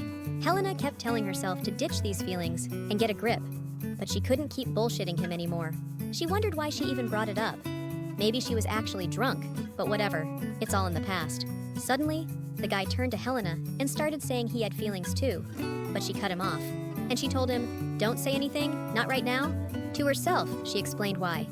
If she heard his secret now, she could never use it against him. Out of nowhere, the main character jumped him with a kiss. He grinned and asked, "Is it really that bad?" She said she did it without even thinking, but it definitely wasn't because she liked him. She asked if Benjamin understood what she meant, and he shook his head, saying he had no clue, so she needed to keep talking. Then he got all serious and asked her why she did it. Like, was it just some impulse thing? Helena smirked and asked if he was just getting revenge on her, and he said, maybe, yeah. She explained she just wanted him to shut up, that's all. Benjamin pointed out that silencing someone with a kiss is a pretty weird move. But Helena shot back, saying it's a perfectly normal way to shut someone up. The guy asked if she'd really do it again, because when she says annoying stuff, he wants to shut her up too. The main girl whispered all breathy that this was wrong, that he was misunderstanding something. Then she whispered his name. That's when he finally said, yeah, she was right, it seemed that way, and she reminded him she warned him she wouldn't fall in love. Benjamin replied that he'd do the same, and Helena asked if he was being for real. The guy assured her that he was dead serious. And just like that, even knowing it was a lie and suspecting how it'd end, the main girl still wanted to go further, and she was seriously never planning on falling in love. So dawn breaks over the Mayan barony. Helena didn't want to wake up and grumbled, "Just a few more minutes, it's so warm." A couple minutes later, Benjamin tells her it's time to get up. Then, he called Helena, darling, and wished her a good morning. She woke up with a pounding headache, vaguely remembering the night before. The girl mumbled a shy, "Good morning," shielding her face from the bright light and the shame with the sheet. Memories crashed over her like a wave. They'd kissed a few more times last night. Her face flushed just thinking about it. That night, Helena was mentally drooling over Benjamin's amazing chest, snuggled into it, and decided it was the perfect place to fall asleep. This morning, our girl woke up in a panic, realizing she just straight up crashed. Damn booze is to blame. Helena thought about it and decided that what she did that night was definitely a number 2. Our main girl had her own love dictionary, see? Where number 1 was just a peck, number 2 was a full-on kiss, and the final number meant, well, you know. She whispered that it was definitely a number 2 and felt her pulse quicken. She knew what they said, that it's only one step from number 2 to the final number. But Helena was sure that the final number was way too fast for her and Benjamin. It suddenly hit her that they were married, and the final number was totally on the table. So Helena squeezed her eyes shut, lay down, and thought she was ready. Suddenly, there was a scream. Helena shot up in bed, asking what that was. Was that a woman screaming? Benjamin said he'd go check. He carefully opened the window, carefully examining the unusual creature. The guy breathed a sigh of relief, looking at the huge bird and noting that it looked a little weird. But thankfully, it wasn't a monster. "Holy crap," Benjamin said, totally surprised. "I've never seen a bird that huge." Helena walked closer and gasped. "Me neither." "All right," he declared. "I'll go first and get things ready." Then, Helena remembered some socialite saying, "It's always tough to go from step 1 to step 2. But going from step 2 to the finish line, that's the easy part." For some reason, our main girl just smirked. And so, the group continued on their journey. Benjamin sat next to the coachman, and you could cut the tension with a knife. The Earl told the guy to just ignore it, said he was perfectly comfortable, but the coachman thought, "Easy for you to say, I'm the one who's not comfortable."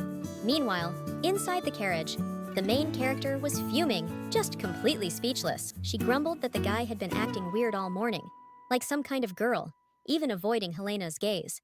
And now he dared to leave her alone here. She snapped that they shouldn't have even come together in the first place, even though nobody forced him. However, when the couple arrived in Regressed, as they approached the gate, Benjamin suddenly offered, "If it gets tough, you can hold on to me." Helena confessed she felt like she was gonna puke. The young man grinned and said, "In that case, I'll change into something else." But the couple continued to hold hands. After activating the portal and teleporting, the characters continued on their journey. Helena stared at her husband as he unexpectedly sat down next to her and asked, "Why'd you sit down with me?" The girl was clearly trying to hide her embarrassment behind a forced sternness. Benjamin looked down and mumbled that he was just worried about her, even though they'd already rested at the gate. Raising an eyebrow with barely concealed reproach, she retorted, noticing that he'd clearly been avoiding her until now. He admitted he felt awkward this morning. Helena sighed and gently said that was totally understandable after last night. He mumbled in agreement, finally looking up at her for the first time today, and with a hint of hurt, guessed she didn't seem to care at all. Helena's brow furrowed instantly, and she snapped, asking where he got the idea she didn't care. She stated that it bothered her too. Benjamin's cheeks flushed red, and he started to say something else. But the coachman knocked on the carriage window and announced they had arrived in Regressed. The Count and Countess were greeted by a beautiful winter city, adorned with festive lights. Helena exclaimed with delight, momentarily forgetting her awkwardness. How beautiful it was! Benjamin asked if Helena really liked it that much, and the girl bristled, asking why he'd even ask that. She rattled off. Of course she liked it. Even though she was born at Winston Estate, she'd spent most of her life here. The guy happily watched as her eyes sparkled with excitement, and he promised they'd come here more often, even after heading back, which totally threw Helena for a loop at first, but then she gave the okay. Meanwhile, back at the plantation, some people were locked up in one of the sheds. Who were they though, and what were they doing in there? Our heroes were now looking out over the endless fields of the North Crescia farm. The Earl and Countess were blown away by the sheer size of the place, wondering how one farm could cover so much ground. Duran, the farm manager and a seasoned agronomist, started talking about the local crops, with corn being the main one. But they also grew peanuts and canola. The Countess wondered if canola was hard on the soil, considering it was used as both a spice and a dye.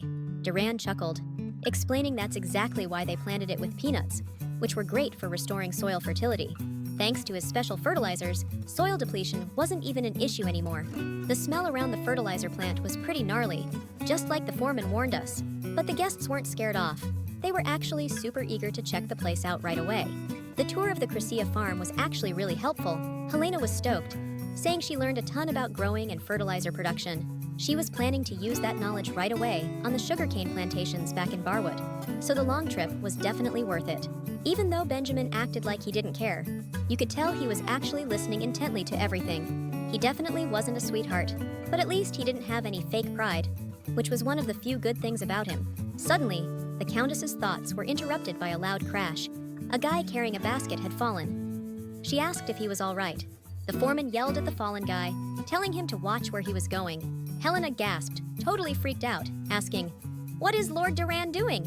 The foreman just casually said that he was just a slave, not worth getting worked up about. He started pushing the Countess hard to use slaves to boost productivity too. He was especially keen on the cheap and low-maintenance arcane, a people rejected by God. The Count bent down to help a slave who'd fallen, and naturally, the overseer didn't like that one bit. Then, he turned on the slaves, yelling at them, calling them dumb arcanes, and demanding they move it and work faster. The main character turned to Duran, her face like stone, and announced they'd seen enough of the farm, and it was time to head back. The overseer kept his business smile plastered on, nodding and offering to get their departure prepped ASAP. Once Duran was gone, Helena knelt down to help Benjamin. She noticed he was bleeding and offered the young man a handkerchief, but Benjamin rudely refused, saying he didn't need it. The guy got up and left. Then a thud, and Helena collapsed to the ground, gasping Benjamin's name and begging him to wait. Benjamin, calm but tense, asked if she was all right. Helena complained that she'd fallen, taken a nasty spill, and dirtied her dress. Embarrassed and upset, she confessed she didn't want anyone to see her looking like such a mess. She suggested they ditch the castle visit and head back to the inn where they stayed the night before. Understanding how she felt, he simply nodded in agreement. Later, Benjamin carefully examined her injury, noting it wasn't serious, just a slight sprain of the wrist. He offered to put some ointment on it and wrap it up, but she waved him off, saying it was nothing, and insisted he take care of himself first, assuring him that she was fine. When he finished treating her wound, he suddenly asked why Helena had fallen on purpose. She hesitated, but admitted she thought something bad might have happened if she hadn't intervened. Benjamin dropped a bomb on Helena, confessing he owed the Arcanes a debt and couldn't just stand by while they suffered. Helena, totally caught off guard, asked him what that debt even meant. The dude couldn't wrap his head around treating Arcanes like slaves, just because people called them sinners. The main girl reminded Benjamin about that squid monster he took down in the army, that freak from the White Sea. She explained that the monster forest and the White Sea were direct results of the Arcane's sins, which the Empire was still paying for, even though she said she wasn't excusing the farm manager's slave driving. Her words definitely hit a nerve with him.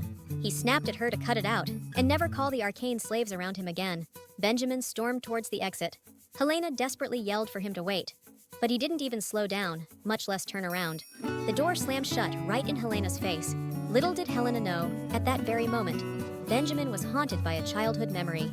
They're telling him it's inevitable because they're arcane, which makes them sinners. Benjamin unlocked the barn door and ordered the people huddled inside to run, his voice tight and urgent. He told them to find the beastkin and tell them they're looking for a healer in the lowest place. They'll show the way to the underground city. Once the heat dies down, Benjamin told them to come find him at Count Ishburn's castle, promising them a place where they could finally live. But first, they had to throw the hunters off their trail. Benjamin pulled out a box of matches, struck one, and tossed it. Suddenly, shouts of "Fire!" erupted, creating the chaos they needed. After everything she'd been through, Helena could finally savor the peace. She woke up feeling truly content. The maid served her rose-dew tea, and Helena eagerly reached for the cup, took a sip, and let out a satisfied sigh. She whispered that she'd finally found what she was looking for, savoring her favorite drink and thinking, "This is the life Helena Winston deserves." Helena was surprised when a bunch of new dresses were brought into the room. She'd never seen them before. The maid explained that Lady Winston had these outfits specially made for her daughter. One by one, Helena tried on the dresses, loving each one and noticing they were all totally her style. But picking just one was tough. After she put one on, the maid gushed about how amazing she looked in it, saying Helena had gotten even more beautiful while they were apart. In that touching moment, Helena suddenly remembered everything she had been through, like when she had to dress up as a dude, like that time she wore a duck costume to a masquerade ball, like falling into that muddy puddle. But now all those hard times were behind her. She mentally said goodbye to those rough days, feeling genuinely happy now. Since marrying Count Ishburn, Helena had gotten noticeably closer to her husband, and everyone was taking notice. Her comeback to Duras was going to be a total snet show, and the rumors were already flying. The maid mentioned Sir Stan, who used to be head over heels for Helena. Word on the street is he dumped his fiancée when he heard she was back. Helena just scoffed, saying all her old flames bolted after the Rufus scandal. The conversation shifted to Count Benjamin, who, according to Helena, wouldn't waste his time on that kind of BS, because he's obsessed with his duty to the Arcane. But there's something more to it than just obligation. Who would have thought he'd actually help slaves escape? Though, Helena admitted to herself, she's the one who pushed him to do it. Now that pathetic mustache twirler and his lord are probably losing their minds. Right in the middle of their chat, the maid announced everything was ready. When they saw Helena in her new outfit and hairstyle, the governesses couldn't help but gush, saying the lady was absolutely stunning. Lady Helena, just out of the blue, asked where her husband was, and the maid told her Count Ishburn was taking a stroll with Count Winston in the orangery. Hearing that, Helena couldn't hide her surprise. You could tell her husband meeting with her father stirred up some powerful feelings. Count Winston admitted that, deep down, he'd been worried. But now, seeing how well his daughter and son-in-law got along, he felt much calmer. Count Ishburn said he felt bad that his wife had to suffer because of his many shortcomings. Count Winston remarked that he used to think his son-in-law was a cold fish, but now he realized he was wrong. Then he added that he thinks of him as a son now, since he's become his daughter's husband. Suddenly, Ishburn got brave and asked about Helena's mother. He explained that his wife had recently told him about her birth mother, and he wanted to learn more to understand her better. Count Winston was surprised that Helena had actually opened up about Sandra. Ishburn added that even though his wife rarely talks about it, sometimes at night she calls out for her mother and cries in her sleep. But during the day, she's totally calm and carefree. Winston pointed out that it was totally her style, and Ishburn admitted that's exactly why he wanted to know more about her mother. It's the only way to really understand Helena. He apologized if his questions felt out of line, but Count Winston countered that there was nothing wrong with them at all. Then, thoughtfully, he added that some people might think he regretted loving Sandra, but that couldn't be further from the truth. Count Winston began to tell the story of his runaway wife. Sandra showed up in high society out of nowhere, a total knockout, while he was just a regular, boring guy. Even so, his feelings for her were genuine. He never missed one of her performances.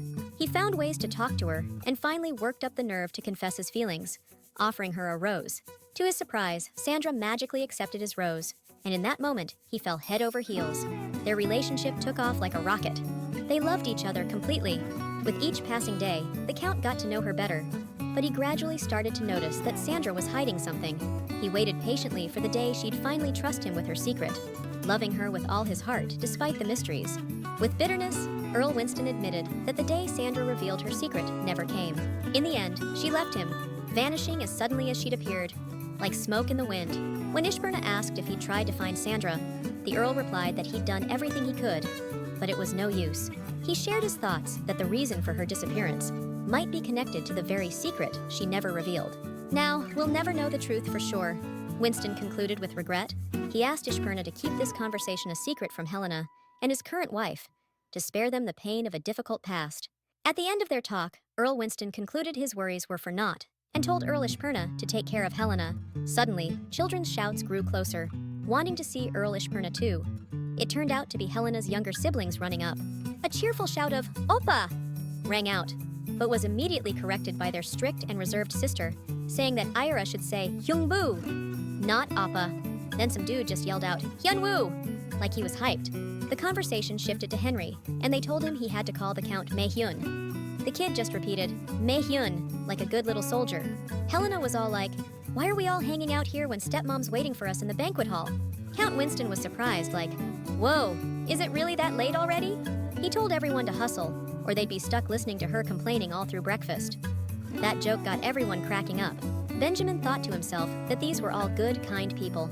He figured he shouldn't bother them and decided to slip away. Helena spotted Benjamin trying to sneak off and stopped him dead in his tracks. "Hey, where do you think you're running off to all alone?" She declared he wasn't getting away from her and dragged Count Ishburn along, insisting that family always sticks together.